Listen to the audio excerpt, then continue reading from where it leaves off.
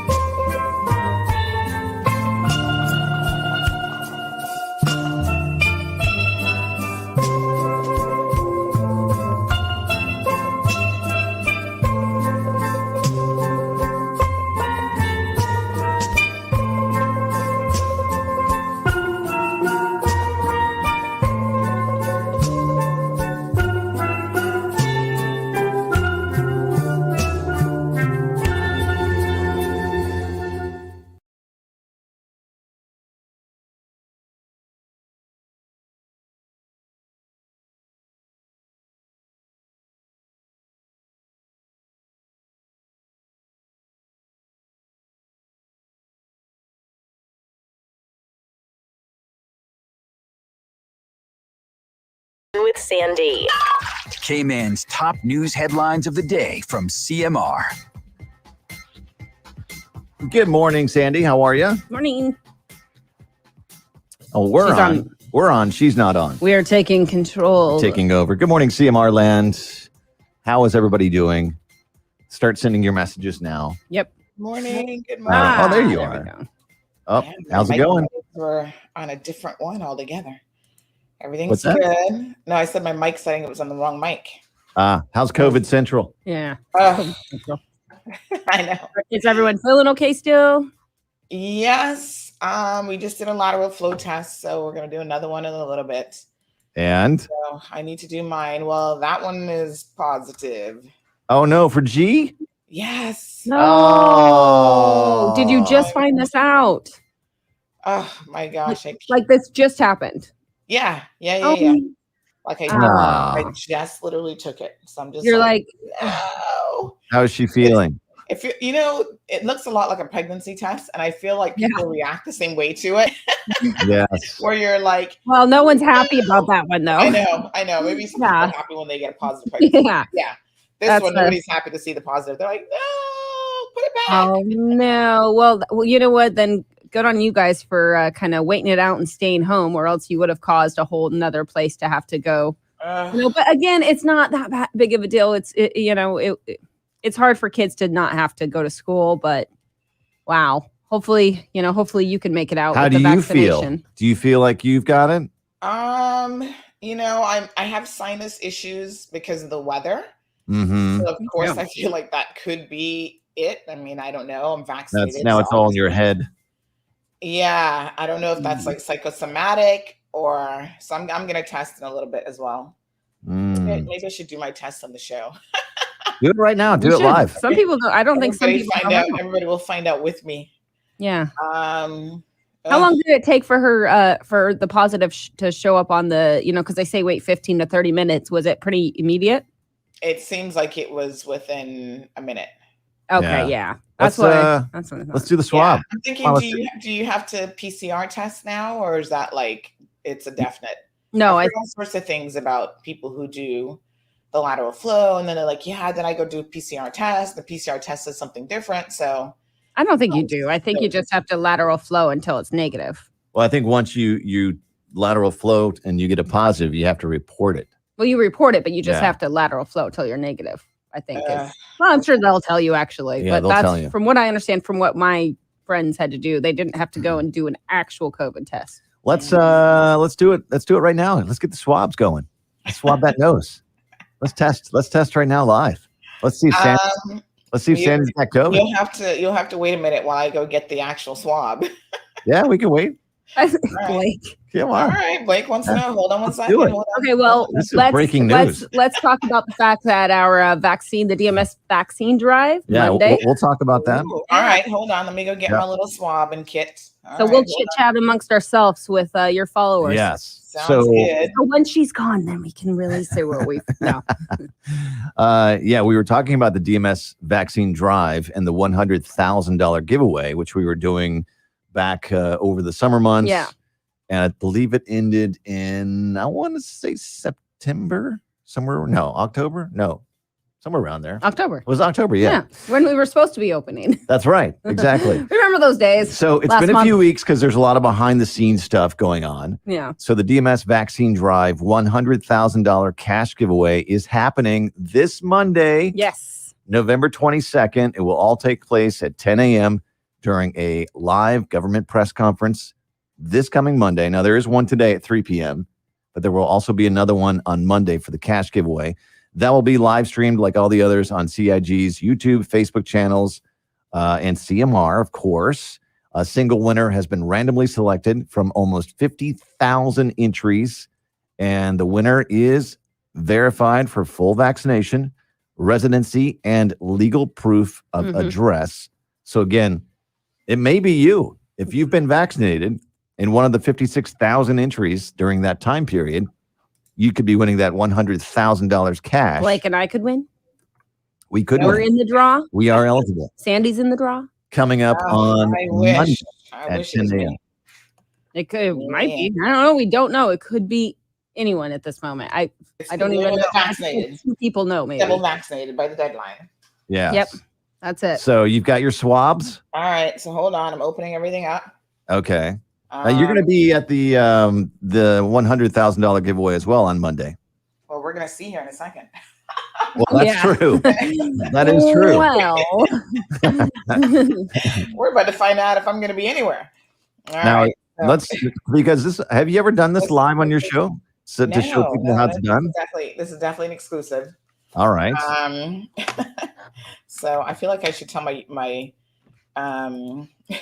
WhatsApp group about to do this now. I'm sure a lot of them want to. Should we put our masks on? Also, I want to shout out really quick to Larry McBerty. He spelled my name correctly today. All right, asking Larry. Blake and Aaron to play some David Bowie. All right, Larry. Good request. Anyway, Larry. Larry seems to really love music. Yeah, that's awesome. He's a music lover. The problem is, Larry, when Sandy plays music It's not $1,000. It's $100,000 giveaway. Yeah, it's not 1,000. It's 100,000. 100,000. 100 G's. Add a couple more zeros. When we play copyrighted music on Facebook, which is what it gets me blocked, Larry. So we can't be doing that. Can be blocked. So we can play. We can only play like 15 to 20 seconds. So pick a what song, really quick. Let's dance. Okay. I mean, there's like 50,000 better ones, but yes, it's not bad. That's all we can play. We'll play it on air later. All right, Sandy, let's swab that nose. All right. Give me a second here. Okay. Takes a minute to get everything together. I like how they made these boxes with the little holder in it. That was a so you can put all the infection in the plastic bags. Yeah, it will go in the ocean. Oh God, I can't imagine all these masks and stuff. What we're doing to. Sarah says, sorry, Sarah. Sarah says should play Major Tom while she's doing the test. That's a good one. Yeah. Sorry. Yeah, that all right, so I'm gonna just I don't want people to see me actually digging in my nose because I'm OCD about these sorts of things. So I'm gonna just turn my camera off while I do that part. All right, you do that. Oh, you don't want okay. Here comes the swab. Okay. All right. So 5 times. Face oddity. 1, 2, 3, 4, 5, and then go to the next nostril. You know, this is the hardest part for me doing it both nostrils because I'm like, get a new swab. Ground control. Okay. Sandy Hill. All right. So now I'm going to twirl it around for 30 seconds. 100, 2 100. Yeah. All right. Yeah, you have to do it for a little bit. Tickle your. Yeah, about 30 seconds. Tickle your little. I don't know, septum. What's in there? Tickle your septum. Deviated septum. Don't they always say that? Is that a septum? I don't know. Yeah, that's a good pickup line. How'd you like me to tickle your septum? Want me to tickle your septum? Ooh. No, I don't know. Ooh, this went weird. I don't know. That didn't sound very good. Yeah, it did. All right, so then we're gonna squeeze it and do it another 5 times. Mm-hmm. By the way, if you're just tuning in, Sandy Hill may be potentially COVID-19 positive. All right. We're doing a lateral flow test live. Putting my swab in my biohazard bag.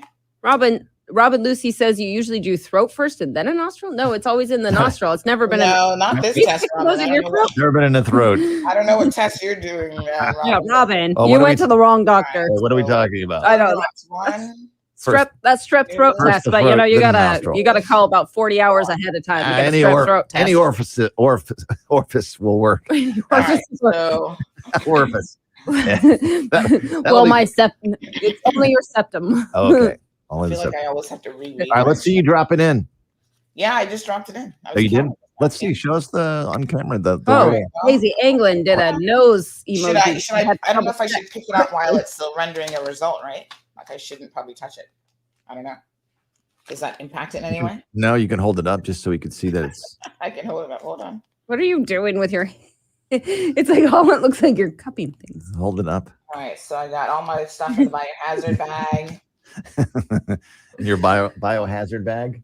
All right, so hold on now. Let me read the instructions again. Now you have to do every time. Did you do the 4 drops? Did you put it in? Yeah. Did you put it in the thing and squeeze it around? I did my 4 drops. Now you just wait. You just wait. That's it. Yeah, I didn't want to touch it after I did the 4 drops. I've done thousands of these already. I feel like on Ethan. You should get a red line across. Now, do you have to wait the full 15 minutes, or as soon as you see a result, then you think that's good? When you see a result, then it's time. No. It says read the result when the timer reaches 15 to 30 minutes. Yeah. Do not read after 30 minutes. But it's before any time. It just don't go after. It's anything from now till then. Yeah. Right now, you should see a red line maybe across the C. Do you see that? That's the control. That means you've done the test correctly. Okay. Well, don't hold it that way. That's what I was saying. Yeah, don't hold it up. Keep it flat. And disinfect the entire area. That was my whole point. All right. So should we wait 15 minutes? So far it's C. There is a line by all right, that's good. Also, G's too young to be vaccinated. Yeah. But you are vaccinated. So there's a good chance that you're more protected. Yes. And I did PCR tests on Sunday as well, and I was negative. So I'm holding out that I might be the only one who's likely. If you were positive, possible. You would have a line across the T right now. Yeah, I think so too. And right now you don't have that? Nope. All right. I bet you're good. I think you're good right now. Well, now what do you do? Flow test. So do you just stay in that room? I was gonna say, does G go and stay with Marlon and I know. I'm kind of thinking about the logistics of this. I think I think you're gonna have to mask up in your own house. And so while we wait just another minute or two, any headlines for this morning? I heard this. Oh, right. Of course, that would have been nice. Yeah. I heard there was a bad wreck last night. Was there? The motorcycle. Oh, last night. I think so. Right? Was that on your? We didn't hear about that one actually. No. Wait, let me look. We do have a bit of we were correcting fake news that was circulating late yesterday. Okay. Where people are saying that a 5-year-old had died from COVID. No. They actually was sending out a picture of a kid. What? And came on, yeah. And I contacted the grandparent. Once somebody said, "Oh, this is who the child's grandparents are," I contacted the grandmother, and they were like, "Absolutely not." They don't know where that rumor got started, and so we had to put up a little thing saying, "Hey, folks, stop spreading this rumor. This is not good." And they sent around a picture of a kid. Yeah, he had tested positive yesterday, but he's perfectly fine. I mean, he was at home playing and whatever, and people were messaging me saying that they had heard that he had died, and I was like, "Are you kidding?" So of course, I went directly to family, and they said, "What?" Like they were shocked that because they hadn't heard it yet, and so they were shocked and they dispelled that rumor very, very quickly. So yeah, that's horrible. I do have some numbers for you as far as cases. Yes. So for the week of November 7th to the 13th, there was an average of 202 new COVID-19 cases per day. Overall, 51% of the cases were female, 49 were male. The ages of positive cases ranged from 2 months to 96 years old, with an average age of 31. Most of the cases are in the workforce. One was under 1 year of age. 354 were under the age of 18, and 17 people were over the age of 70. Wow. 31% were fully vaccinated. 3% had one shot. 67% of the positives were unvaccinated. It's pretty telling. Yep. 67%. Yep. Yeah. So. And I mean, we ahead of those numbers, we actually got some COVID-19 dashboard numbers that came from like within the HSA about their hospitalization. So I don't think they normally release this information, but we were able to get a little exclusive here. So what we know is this was as of the 16th, which would have been Tuesday morning. Mm-hmm. At 7 a.m., they had 19 persons in the hospital, down from the 21. 2 were admitted in the last 24 hours at that point, and 4 had been discharged. So this gives you an idea of how people are going and coming, right? Yeah. And then they actually have, which I thought was kind of interesting, the location of the patients. So exactly where they are. So we saw the general ward, which again is good. Most people are there at 14 individuals, 1 on the pediatric ward, so that is a child. Critical care unit, they had 4 persons, and 1 person remained on ventilator as of Tuesday morning. Oh, ventilator, really? Yeah. Yeah, I think I told you guys about this person because she was a big anti-vaxxer, ironically. No way. Mm-hmm. Don't say. Yeah. I didn't hear that. All you had to do was not get a hurricane award. Yeah, so she's a big anti-vaxxer, and in fact she was refusing treatment at the hospital and telling them she wanted ivermectin.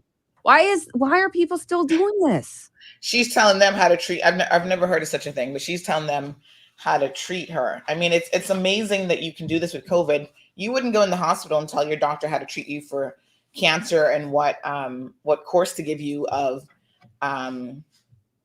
radiation or what's the other one that they give you if you have cancer? Radiation or chemo. Yeah, I mean, you wouldn't do that. So it's wild. crazy. Yeah. So yep, 6 supplemental oxygen.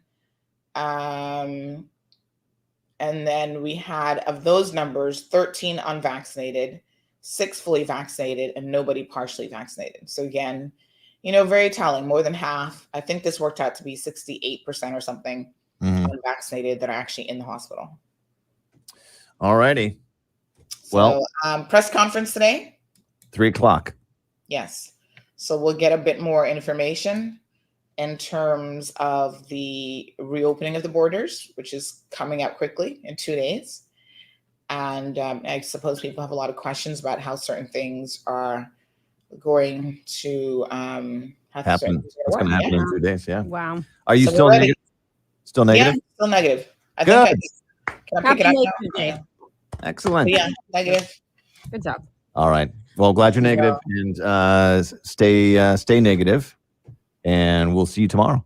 All right. Sounds good, guys. All right. Bye. Have a good day. You too. All right. Catch CMR. All right, folks. What a ting. Good morning, Ormeria. She says, OMG, Sandy, you're so brave. I'm going to do one myself this morning. For me, the worst part is like going from one nostril to the next, because I'm a little bit of a germaphobe. So I'm like, no, I should get a new Q-tip for the other nostril. Clearly, that's not how they want you to do it. So we follow the instructions precisely. And yeah, so according to the result interpretation, only the control line C and no test line T appears. This means that no SARS-CoV-2 antigen was detected. Negative test results indicate that you're unlikely to currently have COVID-19 disease.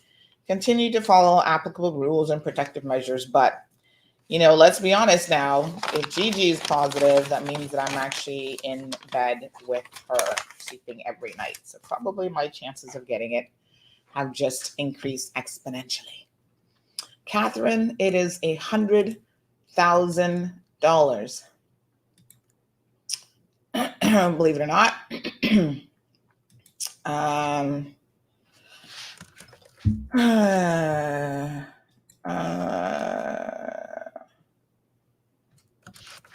Yes.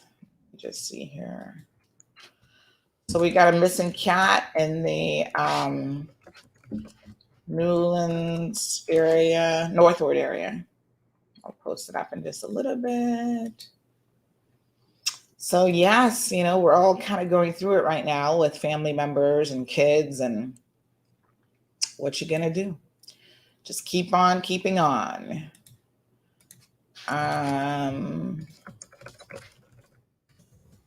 the reality of it, this is one of the reasons why you got a lateral flow test every day, is you could be negative at this moment in time. By tomorrow, you're showing a positive result. So we'll keep lateral flow testing. We lateral flow tested her yesterday, and yesterday she was fine. So this just goes to show you. So Aaron says, good day. I have a question. Could a person be considered securely verifiable if they received 2-dose vaccine in a country outside of Cayman with no QR code, but received their booster shot in Cayman and has a QR code for the booster alone?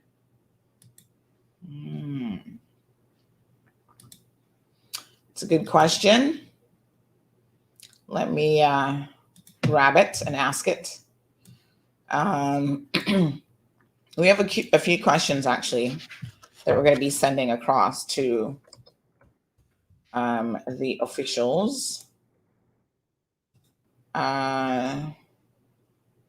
So Robin says, pretty sure those are the same tests we have in the UK, and instructions are to swab your throat, then nose. No.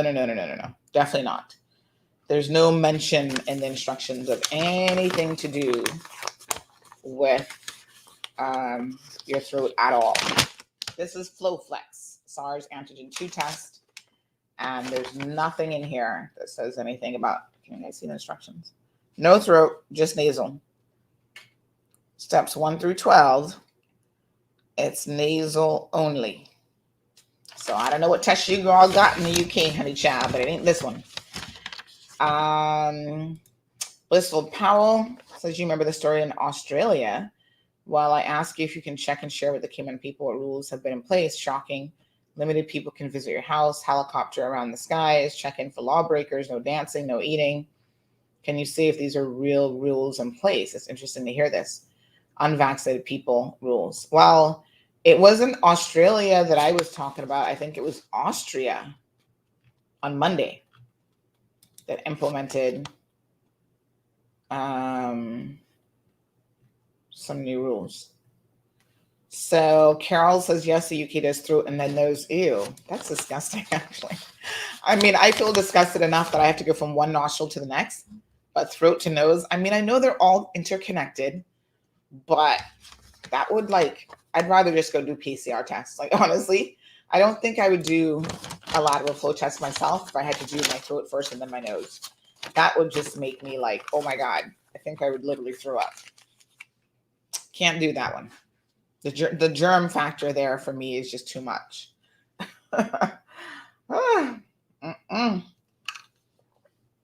Certain things I'm just not about, and that would have to be one of them. Yeah, that's weird. Happy Thanksgiving. Is it Canadian Thanksgiving? Whose Thanksgiving is it? I feel like Canadian Thanksgiving happened already. Whose Thanksgiving is it? Oh, happy Thursday. Oh my gosh, Scott. I have Thanksgiving in the brain because I totally read that as Happy Thanksgiving. I was like, it's not American Thanksgiving. Whose Thanksgiving is it? Woohoo. Good morning, Hero Blair. Pastor, how are you? Catherine says that's even better. Yeah. 100 G's versus 1,000. My dear, you know that's a big difference on your mortgage, especially if that's what you're planning on doing with it. Lily says she's in bed sick today. Aw, try to relax, Lily. Marshall, they're out there doing and saying the most. Now they're running to the hospital, but shame on those who's telling the doctors how to treat them. She's crazy. It is crazy. In fact, remember that case I was telling you guys about yesterday where there was a husband and wife. I think they were both positive, but she had was dictating. They had sued the hospital, and the judges said, listen, we're not getting in the business of telling a doctor how to administer treatment to his patients. So that was the final decision, right? And she ended up dying of COVID. And what was so interesting about that situation is Florida woman too. Very, very interesting. So Fox 13 of Tampa Bay had it out. This was Palm Beach Gardens, so right there in Florida. And she died, 47-year-old Florida teacher, hospitalized with COVID-19, died after her husband was unsuccessful in forcing doctors to treat her with ivermectin. So this is 12 weeks after she was admitted to the hospital, to Palm Beach Gardens Medical Center. And, you know, the interesting thing about this is not only were they trying to, because the judge said, listen, if you guys can individually come to terms with what you want to do, then you can do that. But obviously, we can't dictate to a physician, well, you need to treat your patients with this, and this is how much you are supposed to give them. But I think the hospital was willing to meet them halfway, right? So this is what they said. He urged the Drox and the hospital, that's the name of the couple, to reach an agreement on their own. A deal fell apart after a doctor agreed to administer ivermectin at a dosage the family's attorney said was too low. So not only do they want to tell you what drug to give them, but they actually want to tell you the dosage. Based on what? To me, that's like crazy. So the husband, he was infected, but he recovered. And now he's saying that he wants to have a law named after his wife so that no one has to go through this again. Go through what? Leaving your medical history, your medical treatment, dosage treatment to the experts who know what trials and what, you know, medicine has been accepted for. It's just crazy. I mean, I'm going to walk in and tell a doctor, this is what I want you to treat my, like, this is the dosage. It's just unbelievable. So this is trending. USA Today had it up 22 hours ago.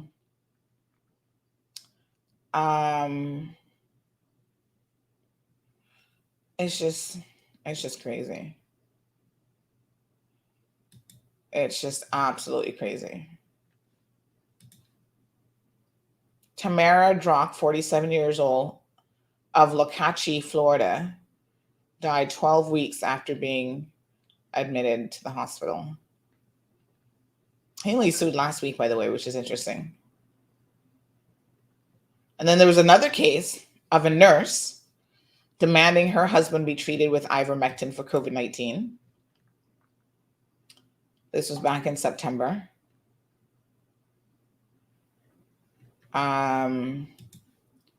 So that's a problem as well. So, yeah, it's crazy. Really, really crazy.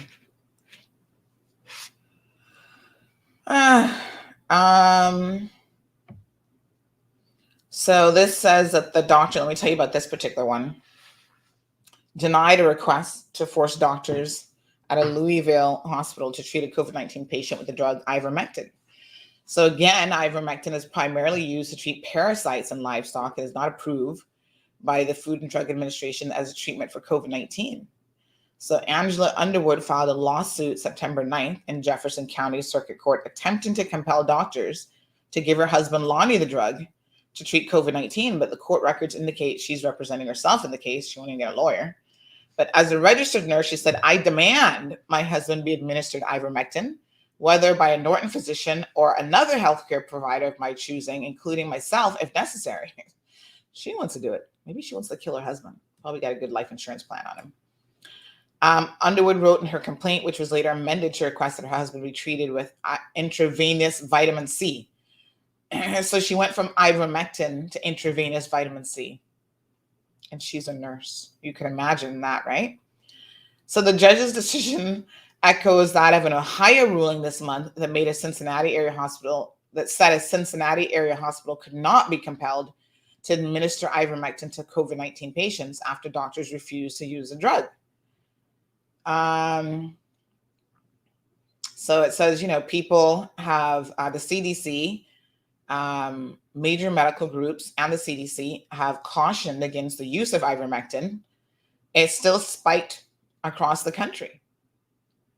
Now, here's the funny thing. The Kentucky Poison Control Center has said it has seen an increase in calls related to misuse of ivermectin. So people are trying to use it and do not know what they're doing. And those are the same people who are telling doctors how to administer it and what dosages they should give. So it goes on to say, still, the drug has been promoted as a treatment by some prominent conservatives, including former President Donald Trump. Underwood claimed that the hospital would not allow her husband's doctor to treat her husband with the drug, but according to the ruling, that doctor, who wrote an emergency privileges order to give the man ivermectin, did not have privileges at the hospital where Lonnie Underwood was being treated, or at the hospital providing care for critically ill COVID patients. So she found, basically what this is, she's a nurse, and she found someone who's like-minded and sounds a little cracked like her, and they were in cahoots, but the hospital's like, he doesn't even have privileges here. So here's what the hospital said. According to the hospital, the doctor refused to come see his patient. Aren't these cases, like when you really get into the details, they are a little bit humorous. If somebody's life wasn't on the line, like, this is just totally funny. All right. So he refused to come and see his patient. Jefferson Circuit Judge Charles Cunningham wrote, oops, sorry, I just went backwards. In the ruling, he added that the court cannot require a hospital to literally take orders from someone who does not routinely issue such orders. And Cunningham wrote that Underwood could try to find a hospital that believes in the efficacy of these therapies. And that's where she's got a problem. Because an entire hospital, although you may have one or two rogue doctors, an entire hospital isn't likely to be found that is going to treat someone with that. The ruling goes on to say this is impractical because it is unlikely that no such hospital in the United States, or certainly in this region, agrees with the plaintiff. This is what the judge wrote. Circuit Judge Charles Cunningham, which is what I was just saying, right? Good luck trying to find that hospital. Impractical because it is likely that no such hospital in the United States, or certainly in this region, agrees with the plaintiff. Moreover, her husband's medical circumstances may make such a transfer unjustifiably risky. So now we have quite a few cases mounting where the judges are saying no. So initially, Circuit Judge Judith McDonald Berkman did order the hospital to treat Lonnie Underwood with ivermectin, quote, if medically indicated and ordered by an appropriate physician, according to court records. Court records show the same judge granted on Tuesday an emergency injunction to administer intravenous vitamin C. So you're always going to have one or two doctors that are outside the realm of what medical science proves, and obviously judges as well. But Cunningham stepped in as judge when reconsidering the case due to scheduling conflict with the other judge. And a spokesperson for Norton Healthcare directed a reporter to the court ruling when asked for comment. The wife had no immediate response to a message seeking comment.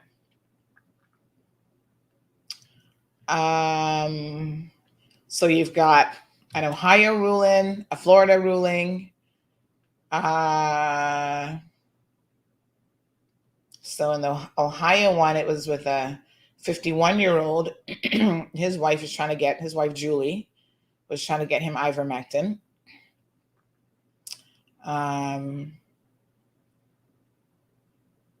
So yeah. So she had a doctor who prescribed it, Dr. Fred Wagschels, but the hospital refused to administer it. So in that case, the judge said everyone involved wants Jeff Smith to get better, simply stated. There's no bad actors in this case, just the bad of a worldwide pandemic, COVID-19. The judge said it is impossible not to feel sympathetic for Julie Smith, who's the guardian for her husband.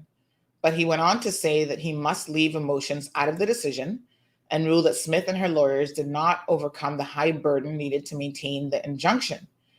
Ivermectin, again, is an antiparasitic treatment commonly used for livestock and is recommended for the FDA to treat infections caused by some parasitic worms in humans, as well as head lice and rosacea.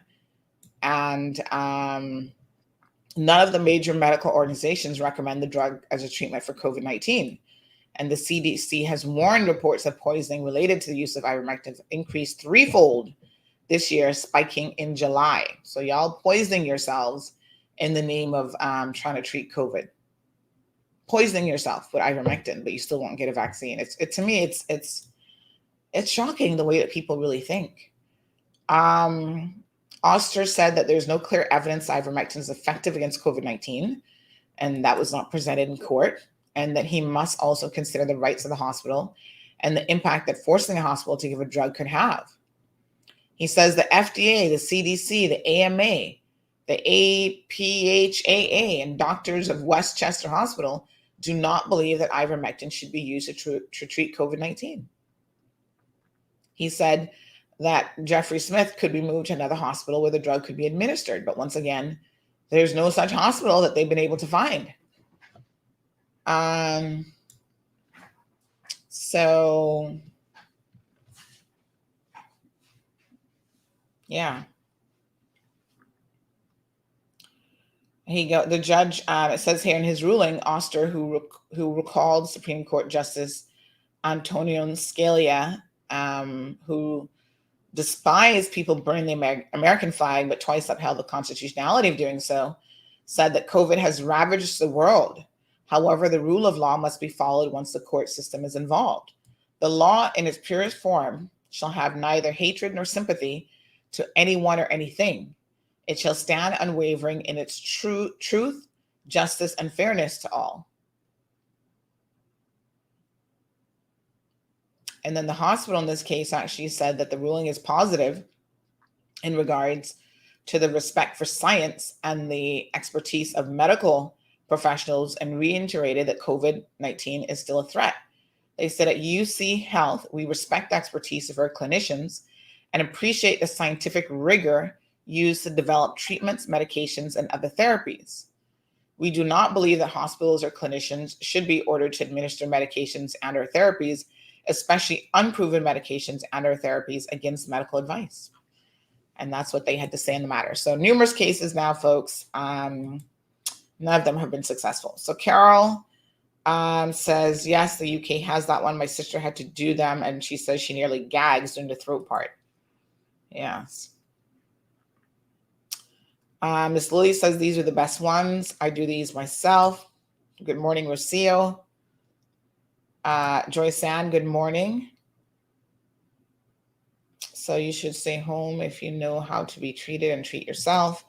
I mean, most people can stay home and just take something for the symptoms. It's not a situation where you need to do anything beyond that. So Lydia missed it. There's my test results. Can y'all see it? Hold on. Yeah.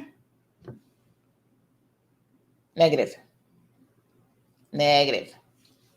So far so good.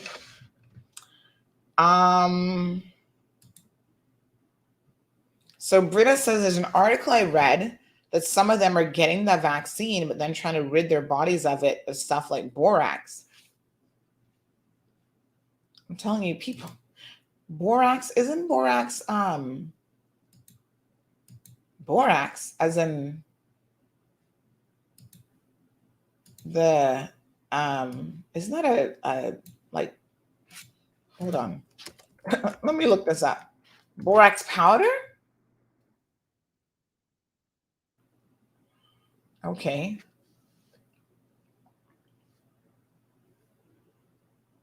Yeah, this is what they use in detergents.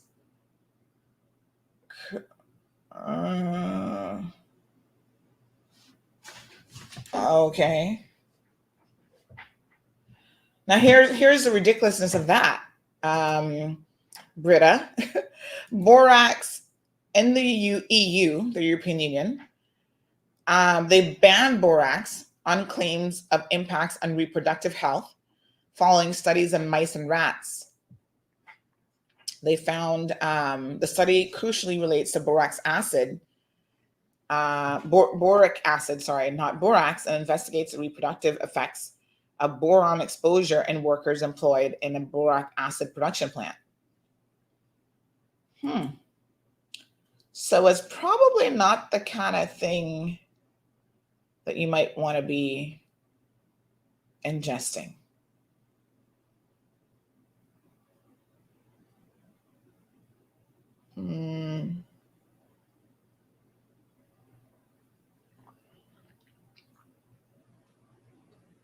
So there is borax, and then there's borax substitute. I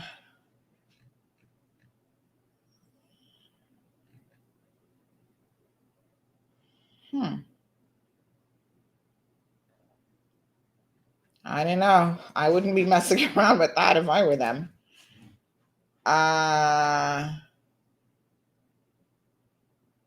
Oh, here we go. Just one day ago. Thank you, Britta, for bringing this to our attention, because I certainly had not seen this. Well, let's have a look at this one. The things you learn every day about what people are willing to do. Literally, people are willing to kill themselves in the name of not taking the vaccine, which to me is absolutely crazy. But let's have a look at this borax thing that's trending. This was just a day ago, Britta. So thank you for sharing this, because I was certainly unaware. Let's turn up the volume. to these detox bath conspiracies. I shake my head. I am not the one with a medical degree.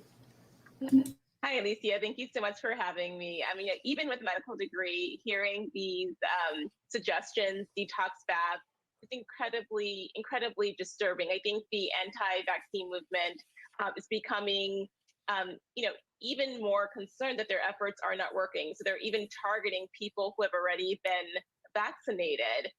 And they're suggesting techniques that are potentially life-threatening. Borax is a cleaning agent that has been banned by the FDA because it's associated with organ damage and death if you ingest this product. And so it's incredibly dangerous. But I think speaks to how desperate the anti-vaccine movement has become. COVID cases are on the rise nationwide. Surgeon General Vivek Murthy warns the trend could worsen in the next few months. Take a listen. As winter does approach, people do go indoors, and the virus is also better able to transmit in cold, dry air. So we know that increases the possibility that there will be spread. So talk to me about transmission and what we should expect, as Surgeon General says there, as we head into winter months, as people tend to be indoors more. What does that actually tell us?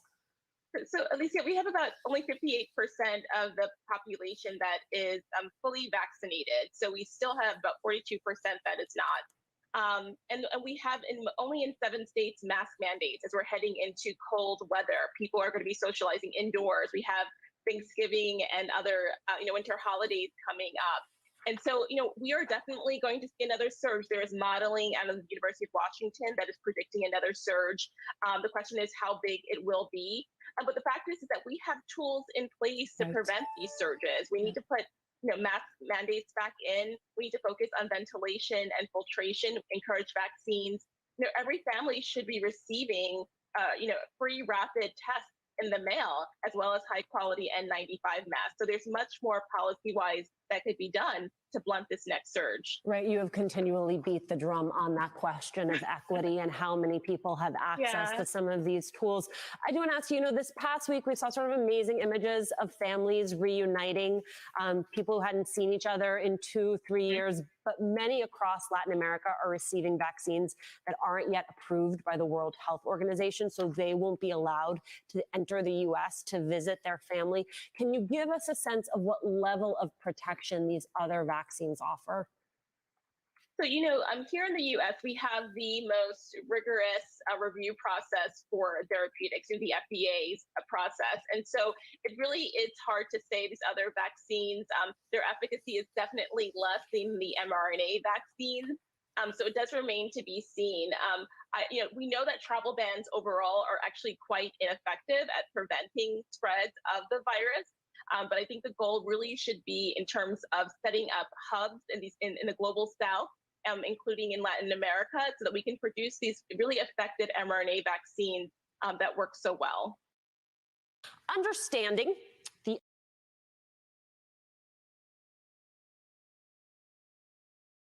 All right, folks. So travel bans, not effective. Y'all heard it ahead of our opening of our borders. But borax baths as a COVID-19 vaccine detox. Wow. When you think you've heard it all, and then you see something like this, and you're like, what? Why would you do that? Like, it does not even make any sense to me. I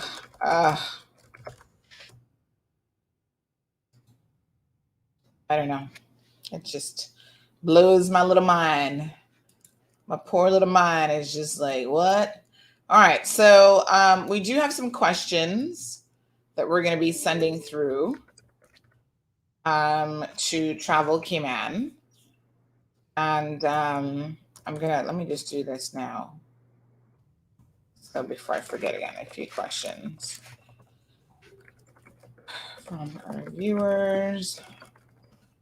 All right, so I do have one answer. which I'm going to give you guys. So, no, yesterday, one of the questions that came up was, what about people, because Jamaica is in a little bit of a quandary because of their overall low vaccination rates.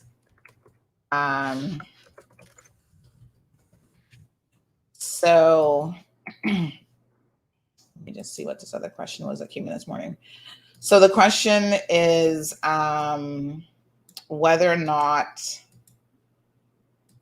the person, like someone could travel in between, like say they went from Jamaica to the US and then they came to Cayman, if they could sort of bypass the requirement that they quarantine for the 10 days. Because remember, if you're coming from a country that has a first dose vaccination rate of 60% or less than 60%, you're not eligible to, even if you're vaccinated, you're not eligible to not quarantine.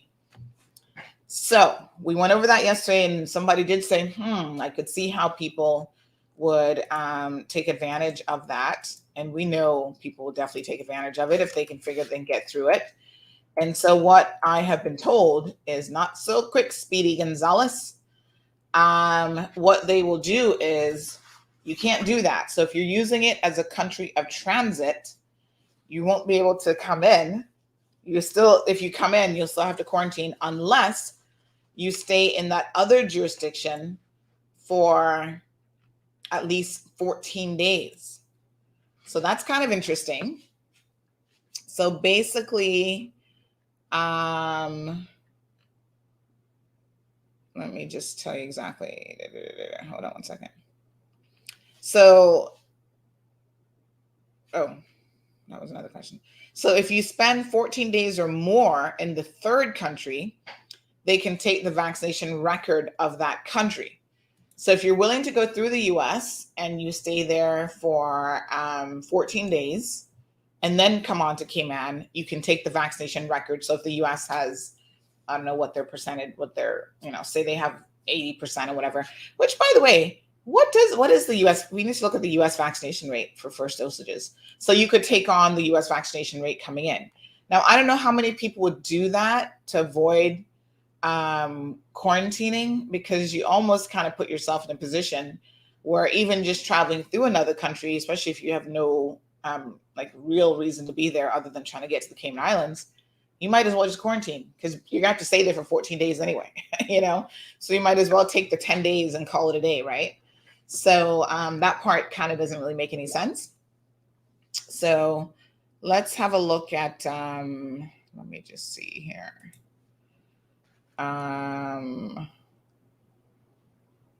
Let's just have a look at a few things here.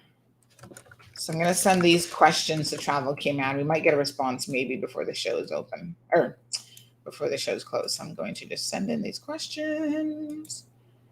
So we got the third country question answered. So we know about that one. What else were we? There was another question yesterday as well.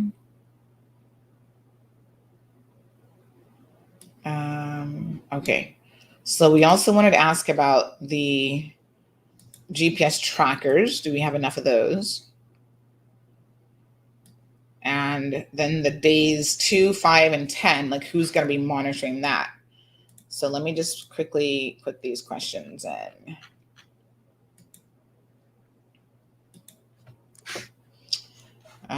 Number one.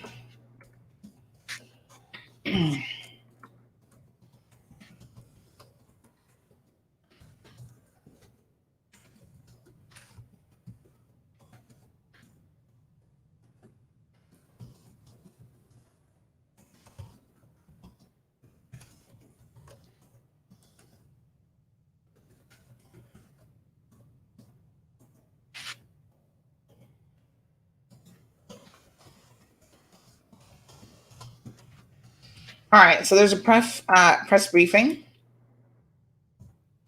that's going to be happening this evening in relation to the border reopening. So let's make sure that we all tune in for that. All right, so I've shot those questions over. So let's see if we can get a response there.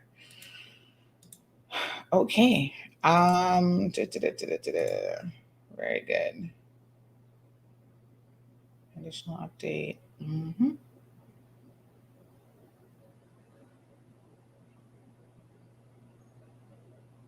Mm-hmm. Okay. All right, good. I will hopefully get a response to those pronto. We shall see. All right, let me see your questions. Britta, thanks for sharing that link. Britta says the key really is to continue wearing that mask and keep that distance. Hand washing, all the stuff that we know that works. Nona says, serious question. When I take my kids on vacation December and return a week later, why can't I use lateral flow tests on them daily and send them to school as long as they're negative instead of having to quarantine for 14 days? Well, I think, they've already answered this a couple times. It says that this will disrupt their learning. What is the difference from school children who live with a positive household member? They're allowed to attend school as long as they're negative, but my kids won't be allowed to attend school even if they're negative. And I think that just speaks to the potential risk of involved in traveling. So, I'll ask the question again, but that has been what we've been told. Like they're not ready to do that quite yet with children traveling. Mitzi, good morning. Andre, thank you so much. Sonia, good morning. Kashina says, I'm thinking the same thing too. They should look into this and allow them to use a test daily. So we will ask the question. We will definitely ask the question. Cornelius is joining us from St. Lucia's. Thank you so much for tuning in. So Britta says, I think it's because it could take up to 14 days to make itself known, and it could be carriers. My husband can't even leave town, or his work will make him quarantine for 10 days. And where do you guys live, Britta? I'm curious. So Yvette says, leaving from Cayman to Jamaica fully vaccinated, do you have to quarantine when coming back from Jamaica?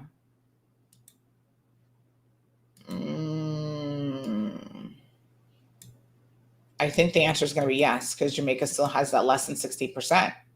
So you're still coming from a country, but let me confirm. You're still coming from a country that has less than 60% for the first dose.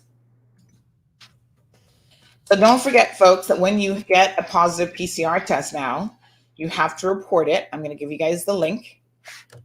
Save this in case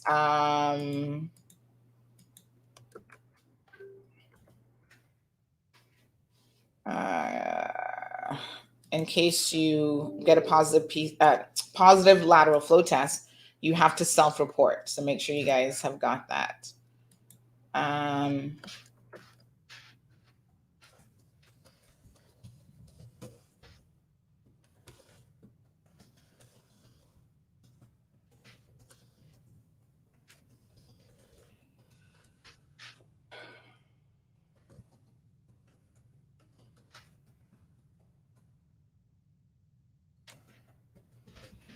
Right.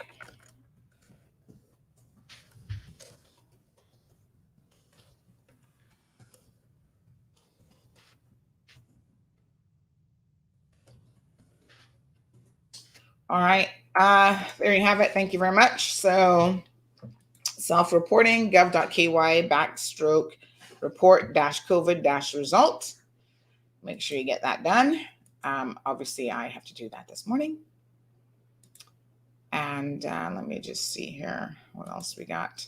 All right. So we were yesterday working on going through the website, which we will continue today, for looking at how to essentially, if you're traveling after the 20th, after Saturday, or traveling on Saturday, I would hope that if you were traveling on Saturday, you would have done this already because it's probably a little bit late.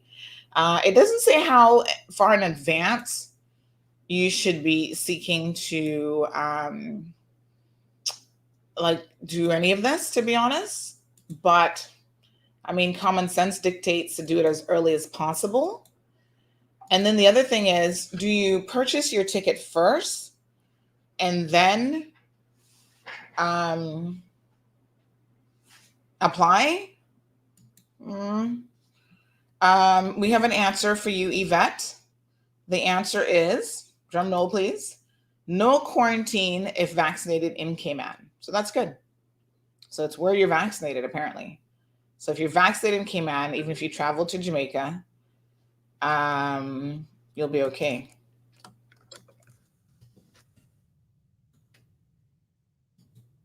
All right.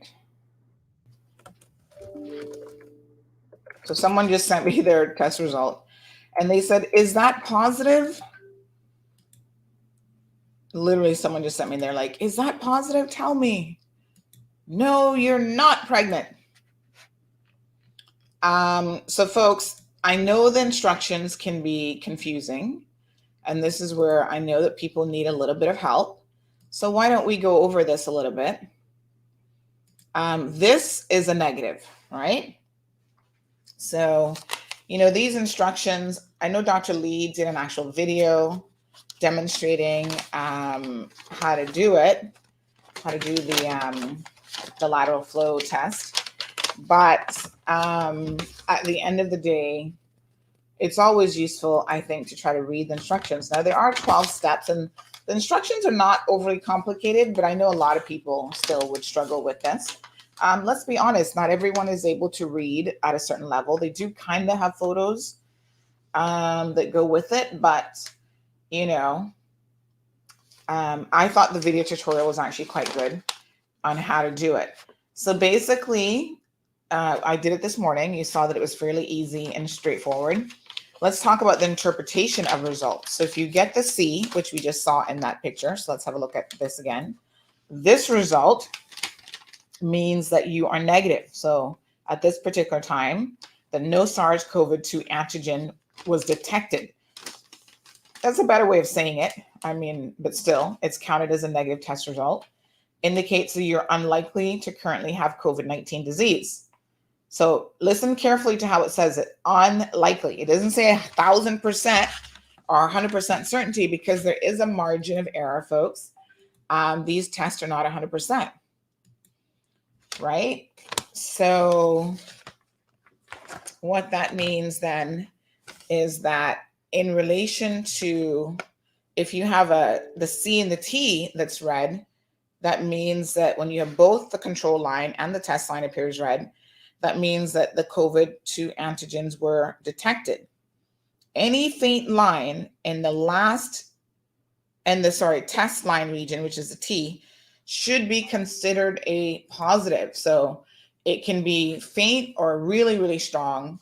And the point is, if you've got a line by the T, regardless of how faint it is, you should consider that a positive.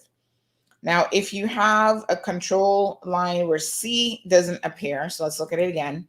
So you have nothing where C is, and then you have a line by T, that means that it's an invalid test and not enough specimen was done, or something was done incorrectly. So in that case, if you have a line by T alone, you should report it. Or sorry, you should redo the test basically. So re-administer the test. So it says to review the instructions and repeat the test again with a new cassette. So obviously don't reuse the one that you've just used, right? So redo the test completely. So C is negative, 2 lines, positive, no matter how faint that last one is. And then T alone by itself means that you should redo the test. So good morning to Miss Alice. So like I said, that's how it is. This is a nasal swab. Don't forget tonight, folks, we're going to have some physicians on, actually. One from Jamaica. Kevin, again, has lined up a fantastic array of guests for the program. So we have Jamaica, Dr. Hold on one second. I'm going to give you all their names here. And then we've got a medical director from Florida. So we've got Dr. Douglas Street from Montego Bay, Jamaica. He'll be joining the program. And we have Dr. Paul Batterjee, I think is how it's pronounced, medical director for Polk County there. And both of these gentlemen come with a lot of experience and, accolades behind their names. So let me just have a quick look here at what we're talking about. So we've got Dr. Douglas Street. He's a general practitioner and works at the Trident Medical Complex in Montego Bay, Jamaica. He's also one of the leaders of the Seventh-day Adventist Church at Glendivan, working in health and youth ministries. And he's the host of a show called Health and Healing, which airs on 91.7 FM at 5:30 p.m. on Wednesdays.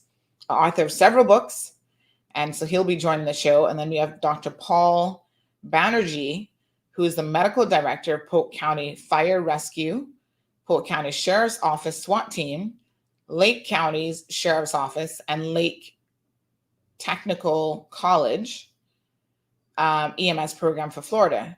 Dr. Banerjee serves as an associate medical director for Osceola Regional Medical Center, board certified in emergency medicine, and also is an associate professor in emergency medicine at the University of Central Florida School of Medicine. Whoa, lots of credentials there. So tune in this evening at 7, and that will be who you'll want to speak with. There's also a health webinar. Someone has just sent me this.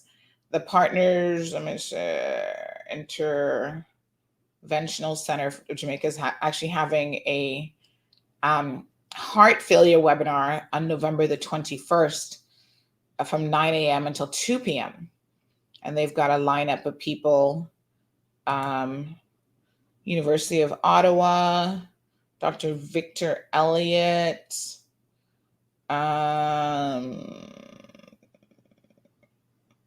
I can't quite make out some of the fine print there. But anyway, if you're interested in this one, I'll post it up on the website as well. So I'll post it on social media, sorry. So lots of good information there.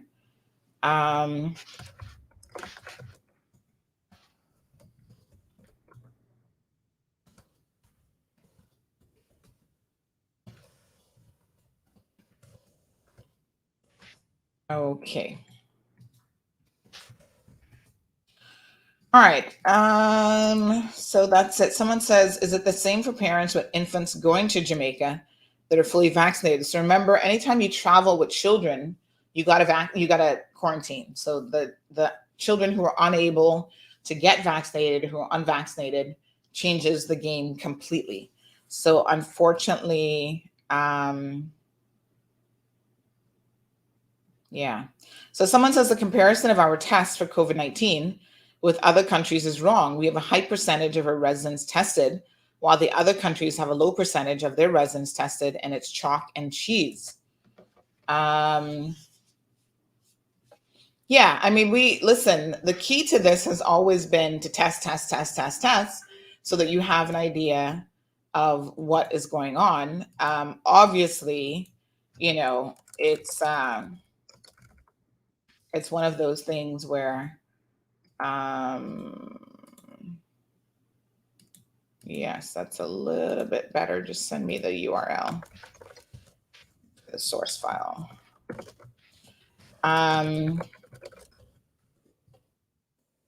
Yeah, so, at the end of the day, folks, you've got to, you've just got to know that a positive right now isn't something anybody needs to freak out about. It just is what it is. And in the UK, it says lateral flow tests to be introduced for vaccinated international arrivals. So that's interesting. So the UK government, this is on their gov.ky website, says that from October the 24th, which will be next week, Wednesday, fully vaccinated passengers and most under 18 arriving in England from countries not on the red list can take a cheaper lateral flow test. Okay. That's interesting, because didn't they do away with the list anyway? The UK is their policy seems to be all over the place. They confuse me. I don't know what the hell they're talking about half the time. So listen, yesterday was International or World preemie day, premature day. And so it's always a special place in my heart for preemies around the world, because many of you will know that my daughter was a preemie. She was born a month early. And it was just one of those situations where the entire pregnancy, she was very, very tiny. And the doctor always kind of wondered, what was going on. And, at one point he said, we never want to take a baby early. That's never a goal, because your body has a role to play, right? So your body is meant to carry the child. And we try to get your body to do its job for as long as it can. But there comes a point when again, this is the doctors having to give you medical advice. And I'm not saying that they always get it right or the doctors are perfect, because they're humans too. And medicine isn't a perfected science, right? It's not perfect. It's the best that we got. And in some instances, depending what's wrong with you, it's actually pretty darn good.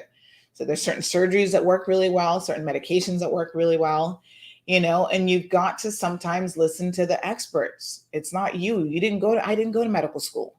So I can be Dr. Google and Dr. Facebook all I want, but physicians who've gone to medical school, who've gone through the ropes, who've had years of experience, frontline, they've seen different things, you need to listen to those individuals, even if you're going to then undertake some additional research on your own. And there's nothing wrong with getting second, third, fourth opinions.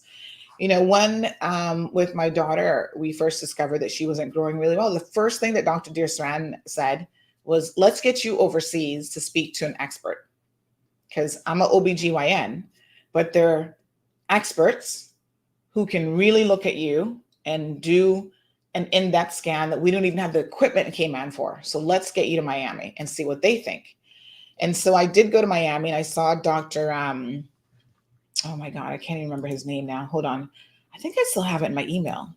I like to follow up with these physicians. I think he was University of Miami, and just let them know, like check in and say, hey, this is 5 years later.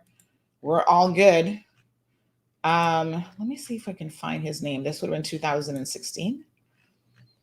I believe he was the University of Miami. Yes. His name, let me see if I can get it. Let me see now, 2016.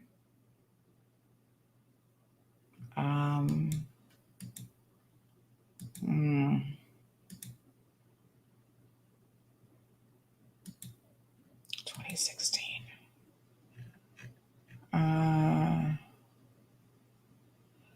I'll have to go back and see if I can find him actually. But anyway, he recommended a particular physician, and of course I was cleared to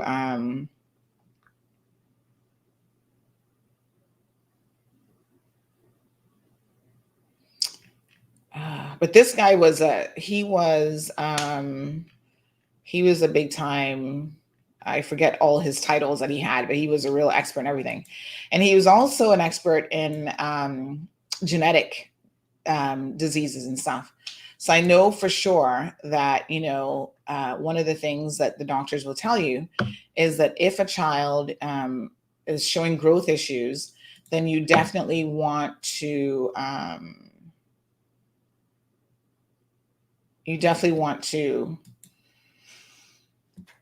University of Miami. I'm trying to remember what his name was now.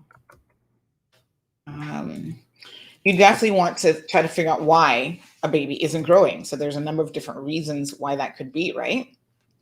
And I've said this before on this program. I think that any woman who goes through pregnancy, people need to appreciate the toll that it takes in her body, how much it actually takes to have a baby, even for women who appear to have perfect pregnancies. Some women lose their hair, they lose, lots of nutrients, like all sorts of crazy stuff happen as a result of the hormonal changes. Even your eyesight is impacted by childbirth and the entire pregnancy, cycle. And so I saw this doctor. I'm going to look up his name. I can't remember it right now, but he ran a battery of tests and they ask you a million questions about your family history. And I was like calling one of my older sisters because a lot of the questions I didn't even know. And I was like, okay, do we have this in the family? Do we have that in the family? And we got all kind of comorbidities in the family. Let's put it that way. And so they wanted to know everything to see if there's anything specific that they should be looking for.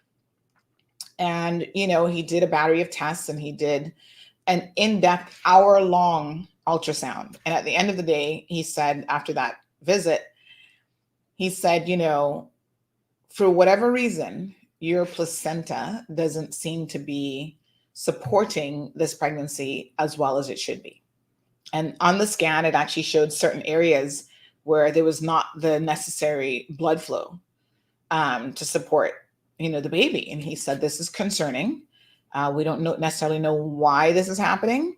But if you were my patient, I would send you straight away over to the hospital, University of Miami, and you would remain on bed rest for the rest of the pregnancy. This was like 3-4 months in. And I was like, bed rest for the rest of the pregnancy? That's like 6 months in Miami. I'm like, wow, I don't have the luxury, unfortunately, of doing that. Like, I can't stay in Miami for 6 months on bed rest. So what else? What are my options? And he said, well, if you can't do that, then your options are, and he laid out, what we needed to do. So it was constant monitoring every single week. Every other week, there was different types of monitoring that he wanted. So maybe one week it was like an ultrasound. The next week it was whatever. And, one of the interesting things that happened is early on in my pregnancy, there's a new blood test. So the amniocentesis is a test where they actually put the needle in to your stomach and they take out a sample of the embryonic fluid. There are risks that come with that, right? So there's a newer test that is just blood work, and I forget what it's called. Let me tell you. It is called so the amniocentesis obviously can test for a lot of different things, right?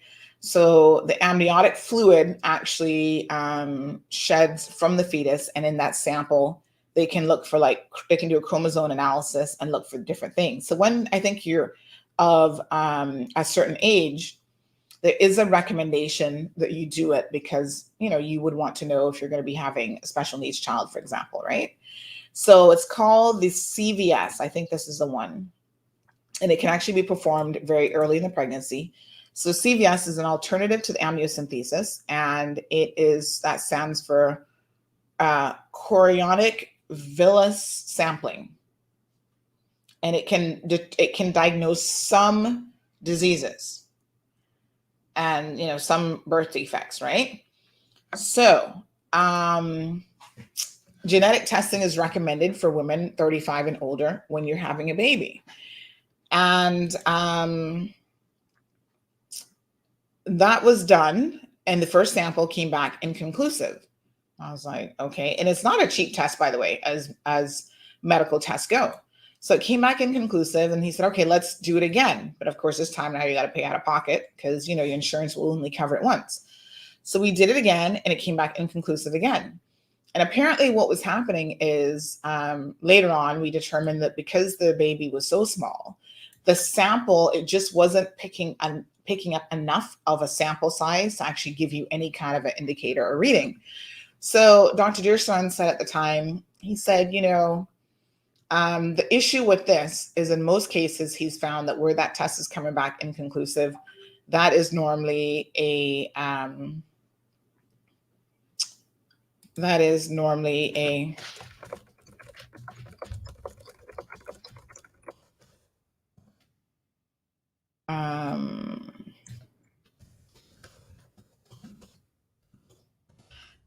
indicator that something is actually wrong, that you need to be concerned. And I remember just being so, he was telling me this stuff, and I think Dr. Dearson was looking at me like, I don't know that this is really sinking in, because I was just very, very calm. And I said, listen, there's certain things that are just outside of your control in life. And in my case, this is going to be one of those situations where I'm going to, what is that saying about let go and let God? You just have to recognize that you have no control over this. There are things that you can do. So you can try to eat, you can try to be as healthy as you can during the remainder of the pregnancy, eat healthier and all these sorts of things. But what am I supposed to do? So when I went to Miami, the guy said, okay, here's the treatment protocol. I'm going to send this to your physician. This is what we're going to recommend. Okay, fine. So we're doing all this testing. And then Dr. Jusran said, oh, we can do an amnio. So after 2 basically failed tests for the CVS, we could do the amnio. And the guy in Miami said, no. He said, do not do it. He said, if you do the amnio this far in your pregnancy, the chances of you losing the baby are significantly high. So I would not recommend you do it. So that means that you really are going into this situation completely blind, not knowing anything of what's happening. So what are you going to do? So we just kept monitoring the pregnancy, coming along. And then I remember at 8 months, I went in for a checkup and Dr. Jusran said, okay, we finally knew it was going to be a girl and all these other things. And he said, at 8 months, this is where you should be. You're all the way in the bottom, like 3%, 4% percentile wise, right? Of this child's body weight, the head size. Now, remember, we're right in the middle of a pandemic right now. So you guys know how scary COVID is. And let me tell you something. You guys might not remember Zika, but this was the height of the whole Zika situation. And I'd had to go to Miami a couple of times during the pregnancy. So they were like, oh, were you ever bitten by a mosquito? Did this happen? I'm like, I don't know. I mean, I don't remember if I got bitten by a mosquito. So there was the concern of this being like a Zika case, right? Because they're like, okay, the baby's head is like this, but we don't really see anything, but we can't 100% tell. I mean, this isn't like it's a photo perfect, scan that you're doing. So indications were like, we don't really know, right? So anyway, at 8 months, he said, listen, the circumference, like the percentage has dropped again. We've got a month left. Your body has done the most that it can do. That's it. You can't do any more. So I said that we take this baby, we go ahead and schedule a C-section. We take this baby and then, the baby's out. We can get a better idea of what's going on with the baby. The medical professionals are here. We've got neonatal neonatician. She's only expert. She just arrived on island, Dr. Sarah Watkins. So this was literally, Trinke was the one who brought Dr. Sarah here. And I was one of her, if not her first patient, right? And she has, years of experience. And so he's like, we just got to do it. So in preparation for the C-section, we've got to give you a steroid shot because one of the biggest concerns with the preemie is the lung development not being where it should be. So a steroid shot will help to boost up the lung development before, days ahead of it. It was one of those painful shots I've ever had, actually. But so we did all that. We scheduled C-section, had the baby. Thankfully, there were no complications actually during the C-section process, and she was here. And I remember thinking, okay, now what? You shed a few tears, I think. I don't know if every mother cries when she has her first child, but for me, it was just a very emotional experience. It's like, oh my God, I've got a baby. There's another life that I'm responsible for. Oh my God, this is so crazy. And we met some people in the maternity ward as well as the NICU. First of all, the NICU staff, since yesterday was World Preemie Day, let me just say, they are the most amazing set of professionals ever.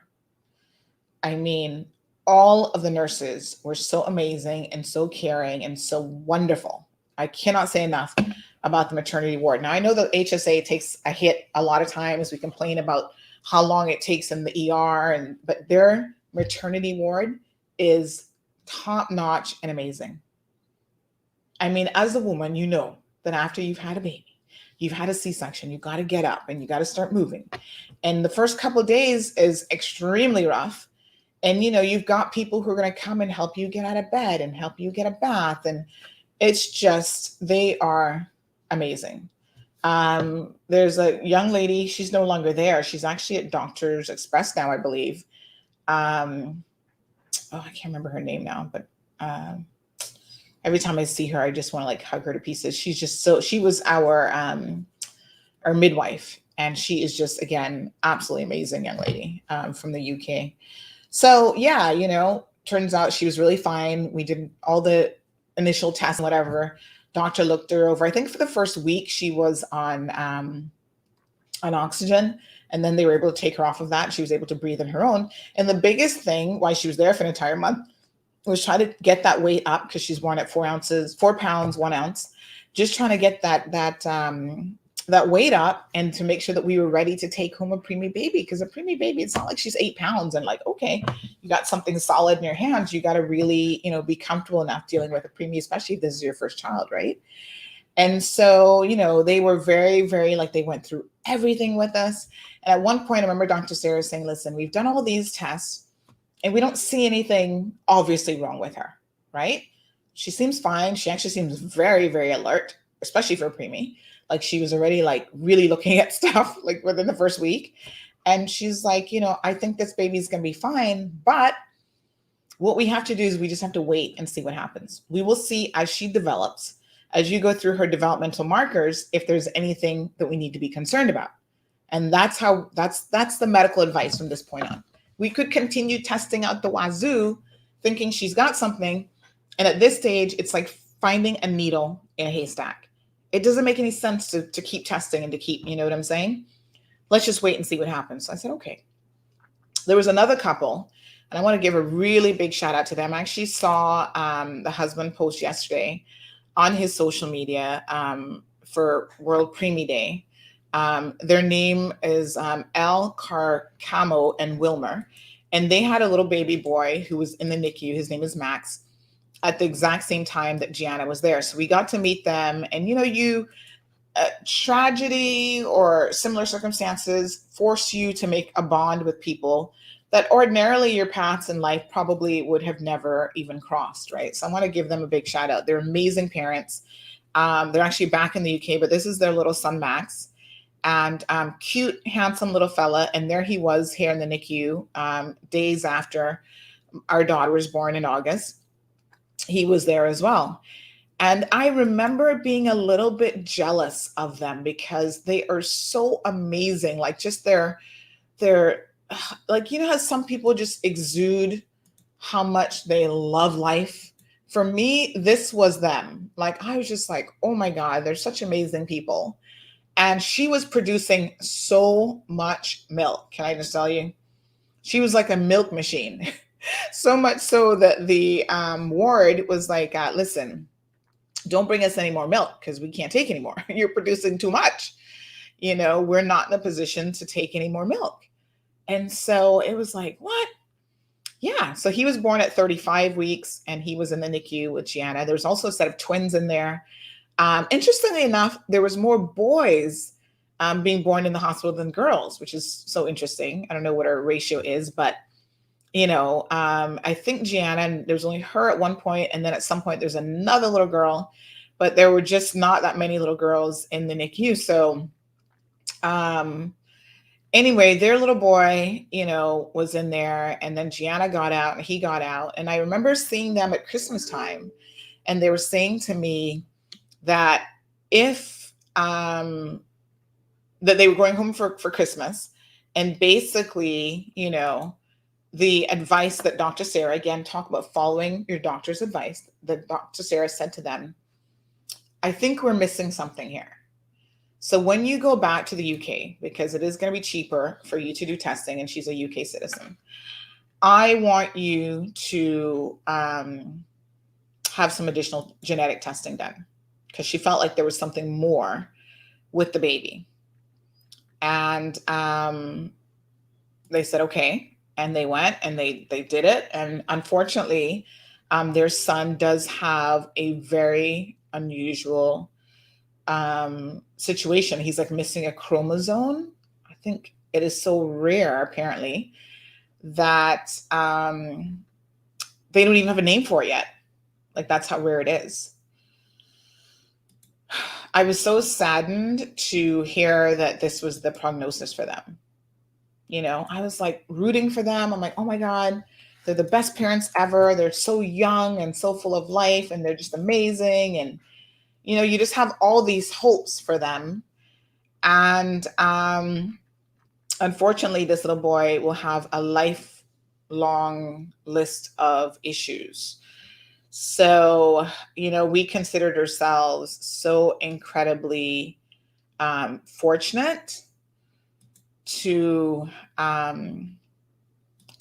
despite having gone through the preemie experience, to not having any long-term issues, right? That she's fine. She has met and exceeded all of her developmental markers. You know, even when they do like the little building block thing and they see how quickly they do it, the doctor's like, oh, wow, she did that pretty quickly. You know, that's above average intelligence or whatever. So, you know, as a parent, you're always happy to see those things. So basically, we've kept in touch with them, and you know, he has to do a lot of things in terms of his breathing. So I think he does have, you know, like he'll never walk, and he's got breathing issues, and you know, he's going to have severe developmental issues for the remainder of his life. And his mom did a post where she like explained it, and it really just broke my heart to even hear, you know, how she had to explain it to people. But you know, they're real troopers, and my heart always goes out to them. And it's just like, you absolutely never know what is going to happen with babies.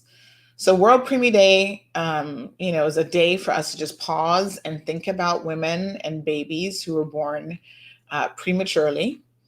And for some people who are fortunate enough, like in my case, that doesn't necessarily indicate much for their long-term prognosis. So the doctor said she's going to be tiny, she's going to be petite, but other than that, she's fine. And for other people like Elle and Wilmer, you know, the actual diagnosis isn't good.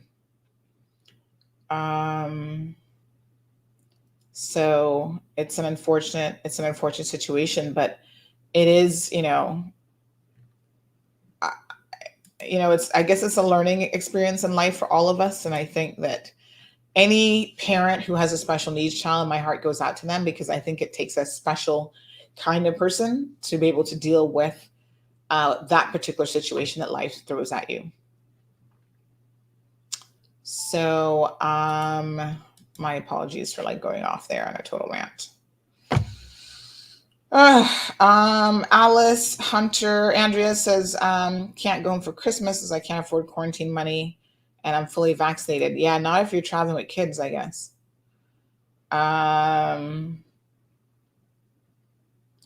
So Alma says some people are getting C on their lateral flow test and then they do a PCR test and it says positive. Well, let's remember, Alma, that a lateral flow test is not 100%.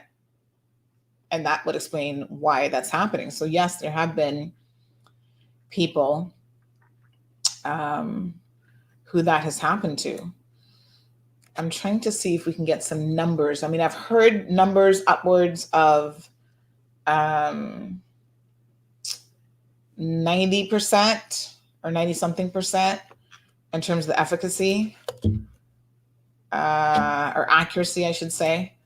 But yeah, it just depends. So one website here says that the results show that lateral flow tests are more than 80% effective at detecting any level of COVID-19 infection and likely 90% effective at detecting those that are most infectious. So a much higher level of accuracy than previous studies had actually suggested. And this was October 25th that this came out. So, I mean, that's a bit of good news. So yes, there's still 20% that they could be wrong, you know, but I think it gives you a good indication. So this was a study that was published in the Clinical Epidemiology. It concluded that LFTs are a reliable public health tool in stopping the spread of the virus. So let us remember, folks, this is really, really important as we talk about this virus. Again, there's no perfect solutions. So there is no perfect, you know, virus. There's no perfect vaccine. No vaccine is going to give you 100% protection. And it's all about trying to layer protection upon protection of kind of, you know, where you're at. So the lateral flow test is a tool, a public health tool, as it rightfully said, that will help us as a community try to manage our situation. So like right now, we've got positives in our household. We know that those individuals need to stay home and they don't need to be out mingling with people. I myself, although I am negative and I can do a daily lateral flow test and go out and about, I will limit my movements to an extreme degree as well. So, you know, This is some of it. Now let's have a quick look at Dr. Lee making a statement on the reopening of the borders.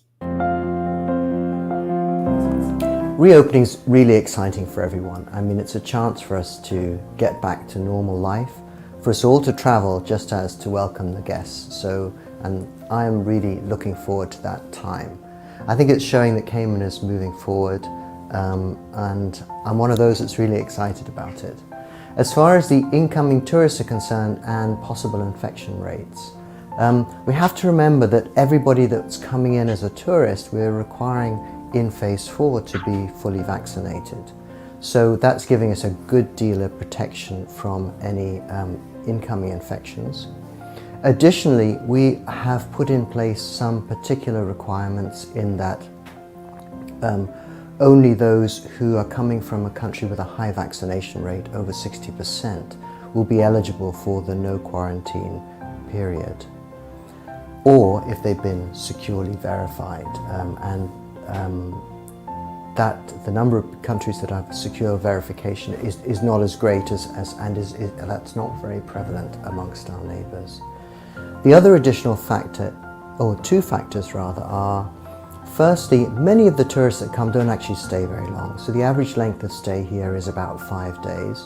So we can imagine that somebody coming for a long weekend will have had their PCR test before they boarded the plane, and then they'll be going back home actually really relatively quickly. And that needs to be taken into account when we're considering the impact of people coming to the island who might be bringing infections. The other thing is that unlike some of our countries, we've actually put a lot of controls and protections around the non-pharmaceutical measures that we have. So we'll continue to be asking people to wear masks, to distance, and to practice hand hygiene. And we all have been very good at doing this sort of thing within the Cayman Islands, and we are going to be encouraging our guests and our visitors to do the same.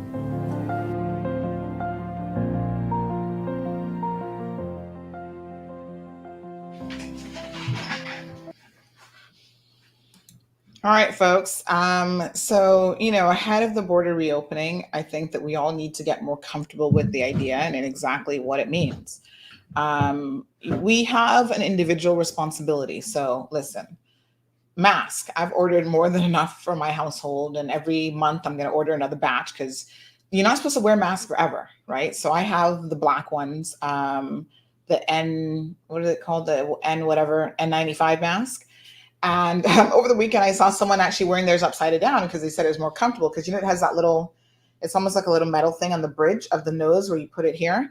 But you've got to make sure that even your mask is like properly fitted. So I see people wearing masks that are not properly fitted, and, they're wearing shields, and the shield doesn't offer you, if you wear a mask and a shield, that's a different situation. Wearing just a shield isn't going to work. And remember what I told you guys before, places like Foster's will not allow you in with just a shield. You can put on a mask and a shield. So my friend went with just his shield the other day, and he's like, "Oh, Foster's turned me away." And I said, "Well, clearly you don't listen to CMR because you would have known that was going to happen, because they have a policy of the mask. The shield is like, you might as well almost not be wearing anything. We've showed you guys a demonstration, the scientific evidence of how little protection that offers. Now I get it. It's not easy wearing a mask. It's easier to put on a shield. You can breathe easier, but that's the problem. So that breathing easier lets all of the COVID droplets escape, as well as whatever coming in. So it's not much protection for you, and certainly not for other people. So do what you need to do, folks. Have your COVID checklist of the things that you need to do. Constant washing of your hands, disinfecting your areas. Big shout out to Reliable Supplies, because folks, if you are in an office environment, if you or at home or in schools, you need to ensure that your staff have the tools that they need to sanitize the environment, to keep themselves clean and COVID-free as much as possible. So what are some of the things that you can do?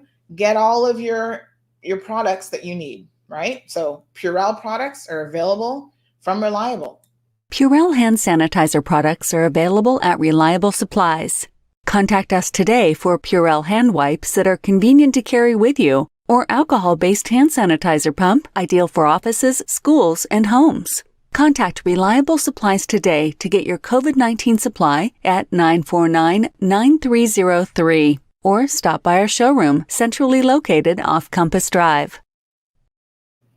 All right. If you are in a more public environment and you need to sanitize the workspace a little bit more, they even have these special electric sanitizing machines. You can certainly contact them for more information, but here's a little video on how it works.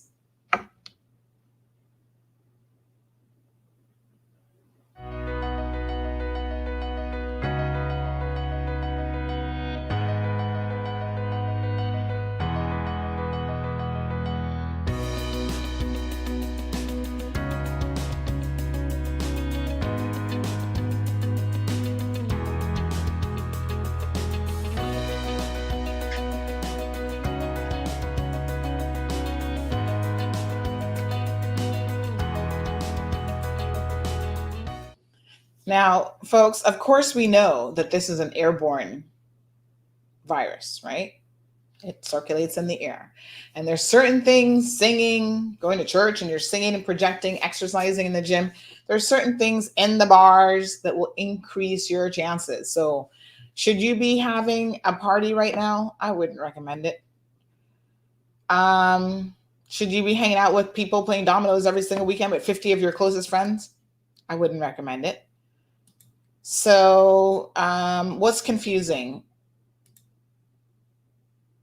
Okay, so Jamelia says, but when coming back, you won't have to. So Andrea, the only question I have is, are you traveling with children? Because if you're vaccinated in Cayman, even if you travel to Jamaica, so that was a question that we just got answered. Basically, no quarantine if vaccinated in Cayman. Now, if I thought you were traveling with children, but if you're not traveling with children, you're good. You can go home and come back. So Jackie says, good morning. Just a question. Does Honduras have to still make the dear COVID test down there, which is 5,000? I guess what's the money in Honduras? Rupees? No, that's Indian money, right? What is the money in Honduras? What's the money called? Anybody? 5,000 pesos. Is it pesos? Or is that Cuba? I'm the worst. Lots of money for us, please. Okay, so you still have to do a PCR test in advance of coming, 72 hours. Yes. Joy Sand says that's true. The experts we need to listen to. I've gotten people private messaging me saying that they loved that I shared the preemie story. Blissful Powell says I had a preemie at 23 weeks gestational. So I'm very aware of this experience. My preemie was 1 pound, 13 ounces. Oh, Jesus, it's a wonderful God. He's now 11 years old. Wow. Listen, I know the challenges of like looking at and dealing with a 4 pound, 1 ounce baby. They're so tiny, their little hands, and you feel like, oh my gosh, don't touch them, you might break something. A 1 pound baby, not even 2 pounds. Oh, Blissful Pal, my heart goes out to you because I would have been so scared to do anything with that baby. But you know what? In the moment, you just rise to the occasion. It's so crazy. We all think that we're going to break under pressure. We're not going to be able to do this. And I always say, listen, not only do you rise to the occasion, sometimes you will surprise yourself. And remember, in life, there's always someone who has it worse than you, no matter what you're going through. There's always someone who has it better than you, perhaps, but there's always someone who has it worse than you. And so you got to be able to keep things in perspective. So Louis is looking for another cup of hot tea. What's needed to see my travel mug. We can spill the tea with it, just so it can't be hot when it's done. Schwan says, good morning. My niece was born at 20 weeks and 3 days, and we're now preparing for birthday number 2. She's walking, talking, and feeding herself. She's amazing, and her original doctors wanted to terminate, but it wasn't even an option for her parents. Prayer and education is vital. So, wow, that's an amazing story. Thank you for sharing that. And you know, it is a really tough situation, I think, when it comes to these types of things, because doctors don't always know. You know, like I said, it's not a perfected science, and so sometimes they will tell you, you know, like in my case, we have concerns, but they were saying the whole time, we don't really know. We don't know what's going on. Second opinion said definite concerns, but we don't see anything, so we don't know. So, my attitude, Schwan, was like, listen, I'm not going to terminate the pregnancy, and I will just have to live with whatever comes with that, So, I think that, and then there have been other instances where the doctors have been 1,000% right. There was a baby, you guys know John Felder. He is the guy who had sued me, and we're going through that process now, appealing that. But one of the things he put in his bundle is that his daughter had a preemie baby, which had nothing to do with this case, by the way. It was trying to play in the sympathies of the court. And this was long before, he claims that this is the reason why he left Cayman, is because his daughter had a preemie baby with severe issues. And in that case, the doctor said to her, I can't remember exactly what was wrong with the baby, but they knew that this baby will not survive. And they're like, we would recommend terminating the pregnancy, because sometimes what ends up happening is having a baby that has significant birth defects and significant issues. Not only is the baby eventually going to die, but you're going to mount $1 million medical bill, and you also put the mother's health at risk, because giving birth under those circumstances can, double your chances of having an issue as well. Well, she decided to go through with it. And so in his court bundle, quite ironically, he blew up a full page color photo of this child hooked up to more tubes than you've ever seen. And somehow that's my fault, which I don't know what the legal link was, evidentially what that was all about. But, he was just trying to play in the court sympathies, right? And so, at the end of the day, the baby ended up dying, and the baby was in the hospital for months and months and months. And there was no prognosis of this child ever being survivable, ever being able to leave the hospital. So sometimes the doctors know exactly what they're talking about. They can see, like, okay, this is a birth defect. We know if the child has, these issues. We can see the child's going to have Down syndrome. We can see this, we can see that, oh my gosh. What?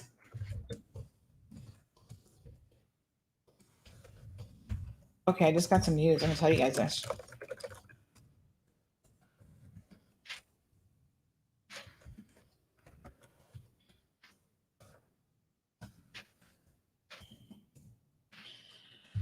Okay, get permission first to share this. Oh my gosh, that's good. So yes, it's one of those things where you've got to, I always say when it comes to like the major life decisions, medically speaking, get the advice, get the second advice, get the third advice, and feel comfortable with the physicians that are giving you the information. So sure, Rainbow says, I cried so hard. My mom was like, what happened? I said, Mommy, the baby born. And she's like, oh my God, I understand. And I had a C-section too. I think I might have missed, did you post before that? I think I might have missed that one. All right. Josephine says, I had all of my kids, 1 normal and 3 C-section, and I was up the next day walking and caring for my baby. Yeah, I mean, it's not an easy thing, folks, to have a C-section.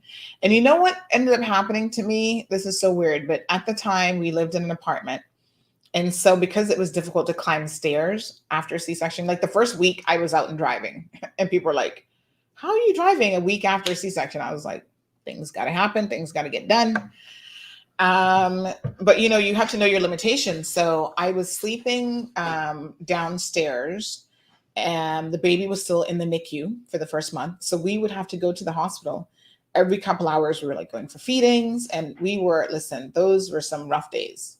No sleep, but you're up and down to and from the hospital. And I must say that my husband, Marlon, amazing, amazing, amazing. He was always there. He was like telling work, listen, I got to go to the hospital right now. I got to go see the baby. It's feeding time. He was there. He was the first one who made that baby smile in the NICU. Now, I know they say babies can't really, their response is like an auto response. So they're not really smiling. But listen, the first thing he said to her, he was like joking with her, and that baby literally cracked a smile. I'm like, I don't care what the doctors say. That was a smile to me, because she would have recognized his voice, because he was always teasing her throughout the pregnancy and getting her to kick and do all sorts of stuff. That was just like crazy. So, I was sleeping on the sofa downstairs to try and like, okay, I'm just going to get some sleep. And Dr. Sydney can tell you, by the way, my blood pressure went up during this time and I had to be put on blood pressure medication. And during that first 2 months, I literally had a headache every single day. And I was like, what the hell is this? So we checked my blood pressure. It was a little bit elevated. So I think we're kind of thinking like maybe that's what it is, whatever. But for years, I kept getting these headaches. Like it was just, and the regular headache medications weren't really doing anything. So finally, Dr. Sydney said, you know what? I think you need to go and see a specialist for this. Do a brain scan. So let's rule out like anything super serious. Of course, we always think, oh my God, I got a brain tumor or whatever.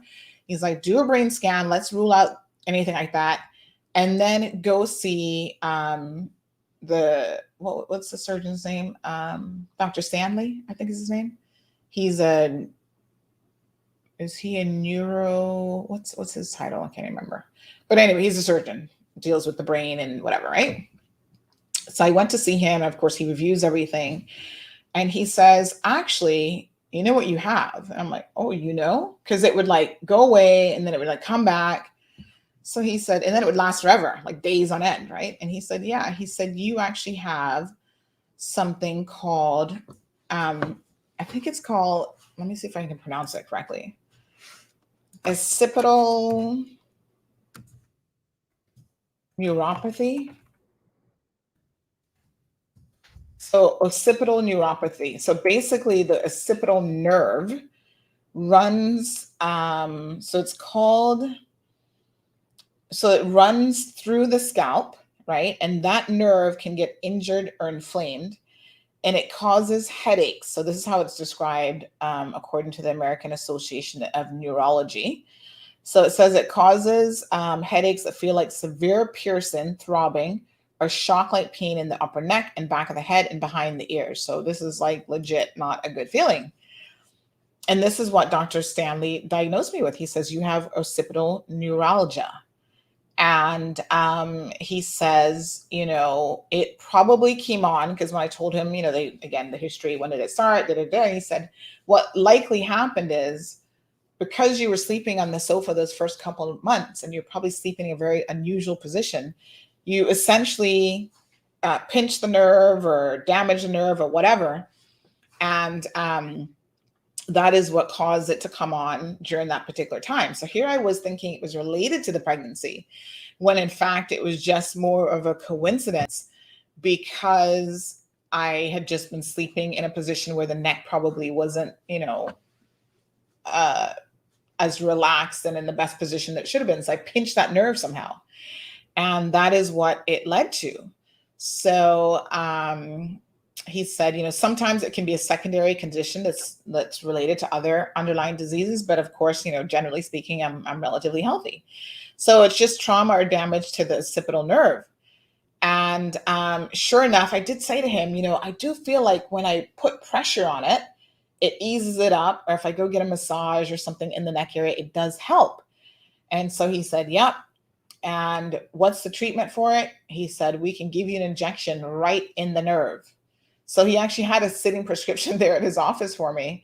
And he said, anytime you get it, come in and we'll give you a shot in the occipital nerve. And I'm thinking, oh my God, an injection in the neck just doesn't sound like a fun party for me.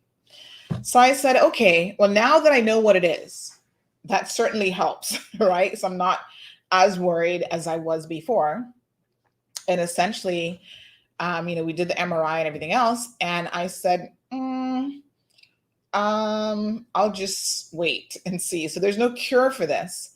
And, you can do heat, you can do massage therapy, take anti-inflammatory and muscle relaxants. And then of course there is this Botox injection is basically what it is. And they put that right in the nerve and it helps to decrease the inflammation of the nerve. There's also more dramatic things like surgery, I guess, for people who have a constant issue with it. And I haven't had it recently, thank God. But I'm like, yeah, if it gets really bad, I guess I'll consider the injection, but I'm not there yet. Good morning, Alida. Andre says you're a very strong woman.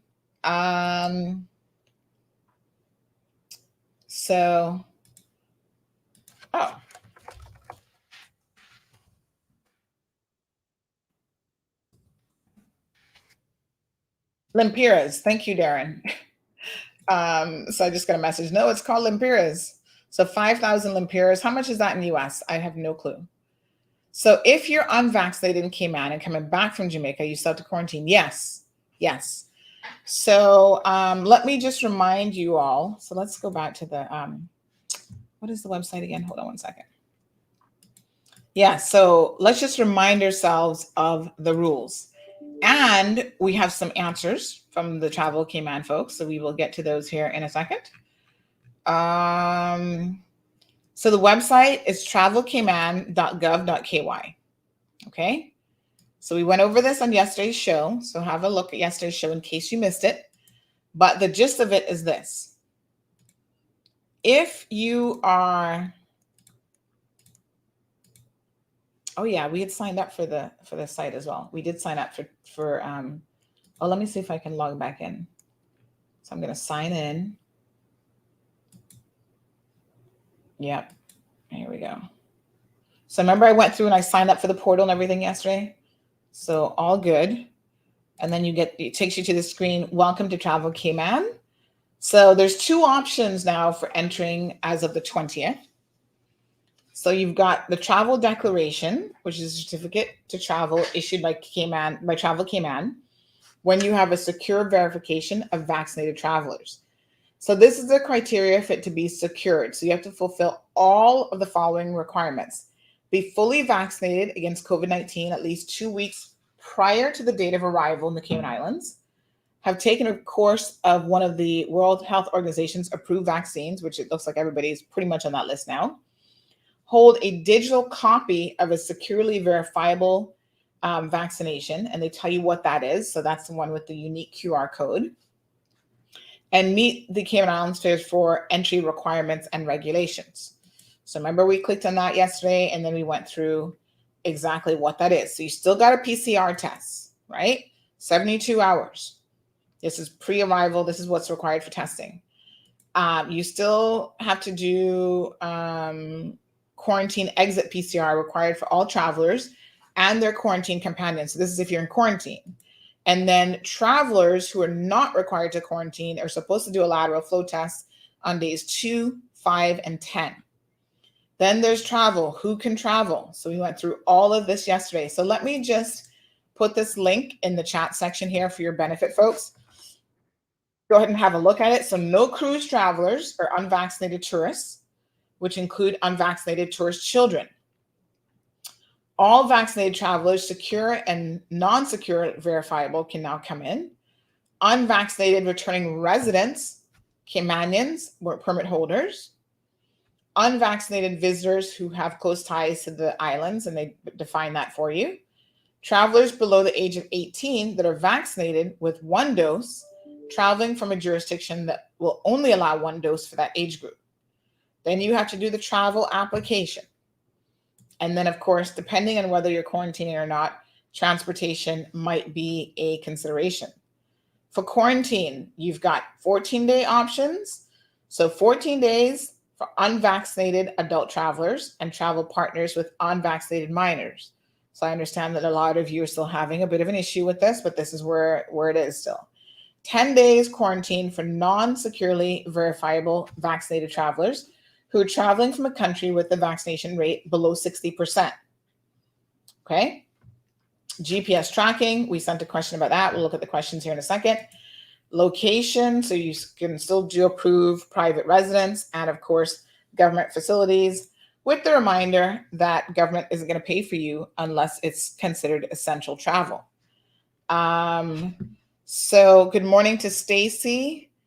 Could you clarify at the press conference later, the other person staying in the same house as a fully vaccinated but unverified traveler, i.e. traveler doesn't have a QR code and coming from a country that is yet 60%, have to quarantine the whole time with the traveler? So let me just understand. The other person staying in the same household as a fully vaccinated but unverified traveler. Okay. So in other words, you're traveling, Stacy, just as an example, with someone from Jamaica, but you're okay, like you're verified. Like say you got tested or you got vaccinated in Cayman, and then you would have gone to Jamaica, and so you're bringing your mom back home with you. So you're bringing mom from overseas, then this is kind of that situation. So she's going to be staying with you. Your question is, she's not in the country that's 60%. Do you have to quarantine with her? All right, let me see if we can get a response to this while we're doing the show, actually.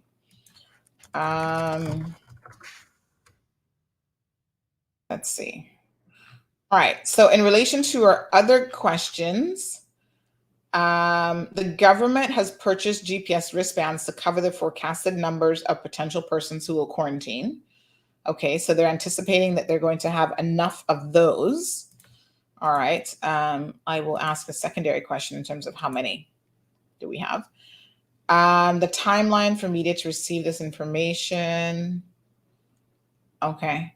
In relation to the image, quarantine will only be required for persons that we cannot securely verify their vaccination information. Okay, that still doesn't answer.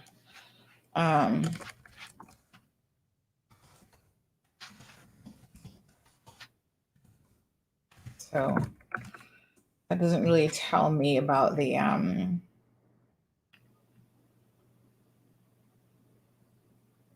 timeline for media. That doesn't really.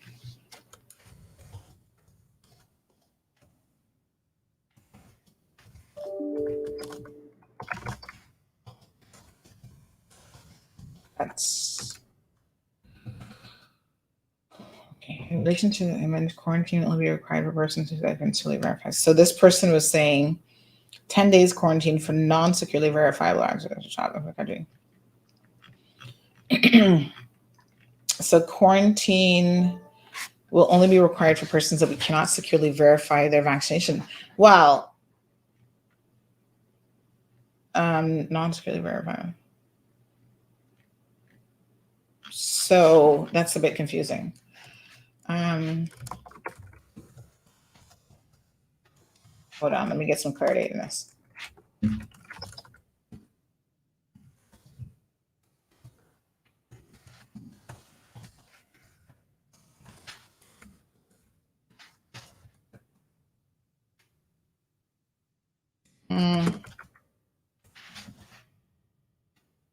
That's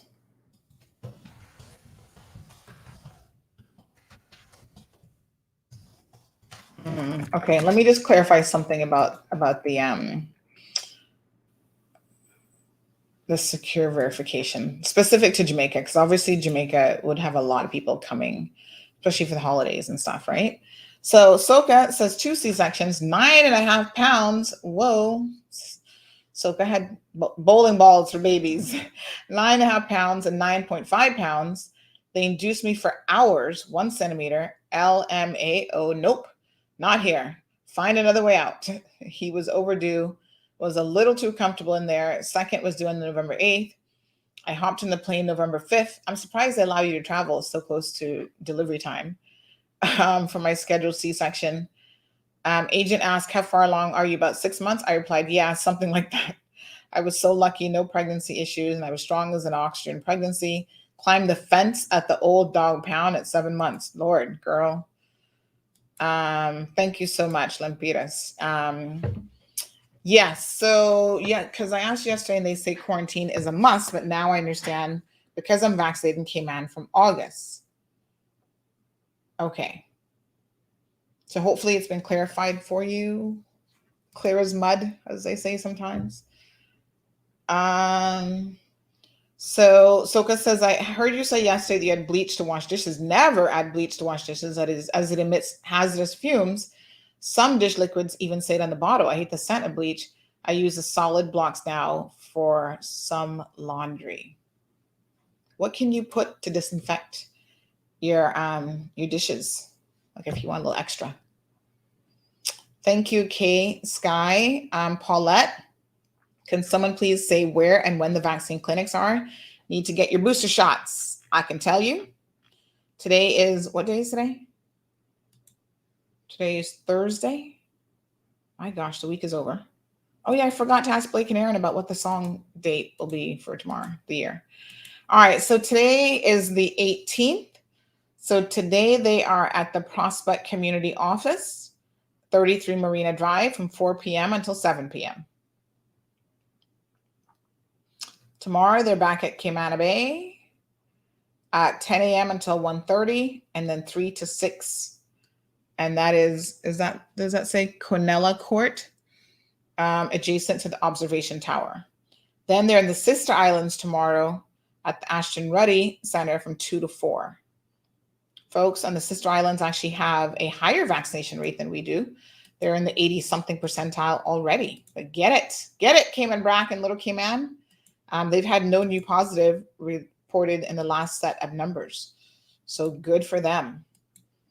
Natasha says every country has a fee for the exit PCR test, and those costs varies. Just like you have to put money aside for baggage allowances, travelers will need to do the same for their PCR departure test. And not only that, folks, remember now that if you're coming in as a visitor, you also need to have travel insurance. So I need to confirm something with that, but I think that they're going to be verifying that as well.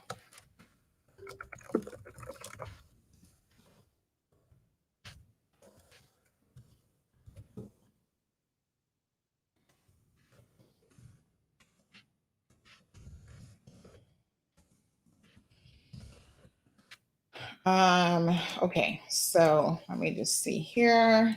Yeah, Natasha, I mean, this is all part of traveling now. You got to have your little money set aside. Soka says, I met a lady some time ago who was with her son. He was very tall, and I said he should get into basketball. She surprised me saying that he was actually a preemie. Yeah, I mean, you know, I think some preemies have like a growth, what's it called? A growth sprout. Yeah, where they will shoot up and they'll catch up with their other counterparts and stuff. I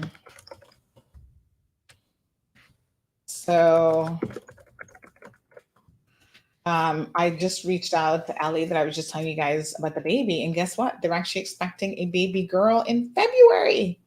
She says we're actually pregnant and due a little baby girl in February. That is so exciting. Oh, good for them. Some parts of the USA pay $190 each PCR test. Hopefully, as we go on, these things will get less expensive. But Sue says she can't afford to travel right now. A week, we were at the mall the day we left the hospital. Oh my gosh, Soka, you're crazy.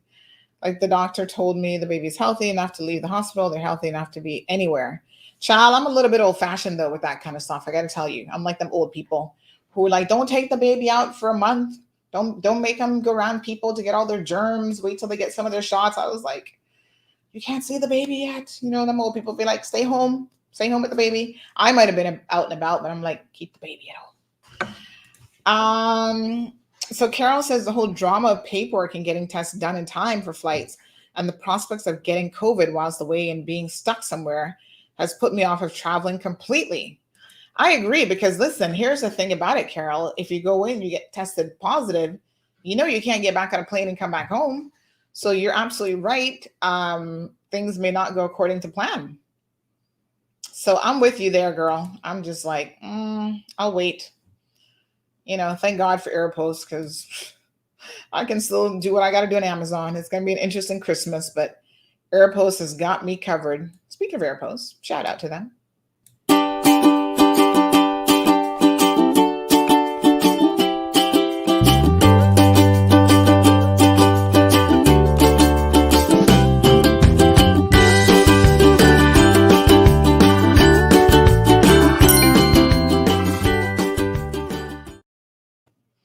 All right, folks, I did not even realize the time. Look at that. We're completely out of time. When Caymanians travel, they have to verify their vaccination status when departing. Do they have to do it again to return? Well, I'm guessing, Jerry, that part of the authorization process, because remember now that even unvaccinated Caymanians have to return home, right? So they are allowed to travel. But I would think that the portal, and we'll confirm, saves your details. And that's why they've asked you to create a username and password so that every time you go in, that information is actually saved. But just out of an abundance of caution, I'll ask, and I will revert back to you on that tomorrow. So that's a good question. Thank you, Jerry. And Soka is reminding people that, yeah, sometimes you do go away to travel. And, you know, you got to remember that you might actually get stuck somewhere and you might have a extended vacation beyond what you planned. That should be interesting. Folks, thank you so much for tuning into the program. As always, you're most welcome, Jerry. We'll tune in tomorrow, and all the questions that we had today, follow up. We'll get press conference, 3 p.m. We'll definitely be streaming it here on CMR Live. Any questions that you may have, send the questions to me. I hope they're going to keep the 2-question minimum, by the way, for media. So, you know. So, oh yes, media says, I was instructed last night to ask you to limit yourselves to 4 questions at today's presser. You may submit all other questions by email. So media has been informed in advance that they get a 4-question max. Okay, so 4 questions. Last time it was 2. Maybe that was a little bit restricted, but I think 4 is more than enough for all the media houses in Cayman. My God, and some of them get so greedy with the questions. 4 questions. Listen, credit to a lot of the government agencies. When you do email them, as you can see, I'm getting responses like in real time, like they do respond to you. So, you know, just send in your, it's like a grandstanding thing, I think. Like some media feel like they have to get up there and ask questions in real time to be like, oh, look at me, I'm asking a question. Because some of the questions don't even make any sense. Some of the questions are already answered. I'm looking at them like, were you not paying attention to what was just said?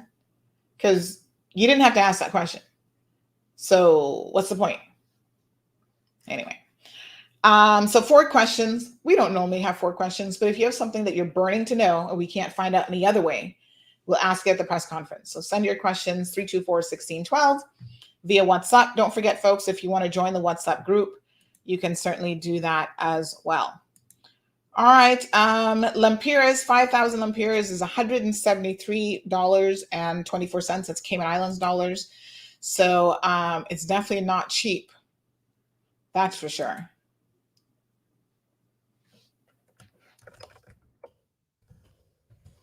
And this is so interesting.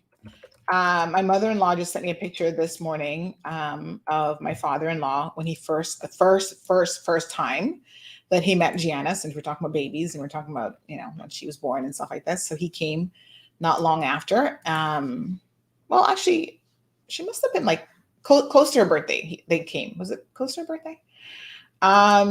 So this is the first picture of the 2 of them together. And oh my gosh, cutest little thing ever. This was literally from the airport. Came and saw his latest little grandbaby, got to hold her for the first time. And there she is with Grandpa. He's no longer with us, but you know, these memories last forever in the form of photos. Now, here's the irony of it. Just last night on our Alexa devices, they scroll through like a bunch of pictures. My husband, he's a tech manager of the household, so he does all that stuff. And this picture came up last night on Alexa, and Gianna said, oh, that's me and Grandpa. Now, I don't think she remembers a whole lot about him because he passed away at the start of 2020 during the COVID pandemic. She would have been, I mean, she was still 3, right? So, you know, a 3-year-old's memory. But she saw this picture and she's like, there's Grandpa and me. And I said, yeah, that is you and Grandpa. She hasn't really talked about his death, but she knows that she knows that he's died. She's like, oh, Grandpa's died. But I don't think it was traumatic for her because she didn't really, you know, at the time we didn't really kind of focus on even like making her part of the grieving process, if that makes any sense. But there she is with Grandpa. Cutest little thing ever. And that was his first time getting to hold Gianna. Yeah. So there you go. He was so happy about her. Oh my gosh. I'll tell you the interesting story one day about the whole pregnancy thing, like how we actually got pregnant after like over a year of trying Very, very interesting story. But there's Grandpa. It's so weird that we were just looking at that photo last night and Gianna commented on the photo, and then Grandma this morning, I'm telling you, there's a little bit of psychic thing going on there. She sends that to us. So yeah. All right, folks. Thank you guys so much for tuning in as usual. I do have lots of work to do. Like I said, I'm going to be keeping a low profile at home. Today I've got tons of paperwork. Oh, the papers and all that stuff that you got to do, and the QuickBooks and this and that. I'll spend some time on all those wonderful things today. We have a backyard, so I'm going to go out and get some fresh air in the backyard as well. I've got a pickleball set that I purchased at Cost You Less last week. I've never played pickleball in my life, but looks like fun. So Marlon has set that up. I'm going to do that in the backyard with Gigi, get some fresh air and a little bit of run around. And I think we're going to be good. So Mayless, thank you. I'll get that answered a little bit later on. All right, beautiful folks, have a wonderful day, and see you guys tomorrow morning if all goes well.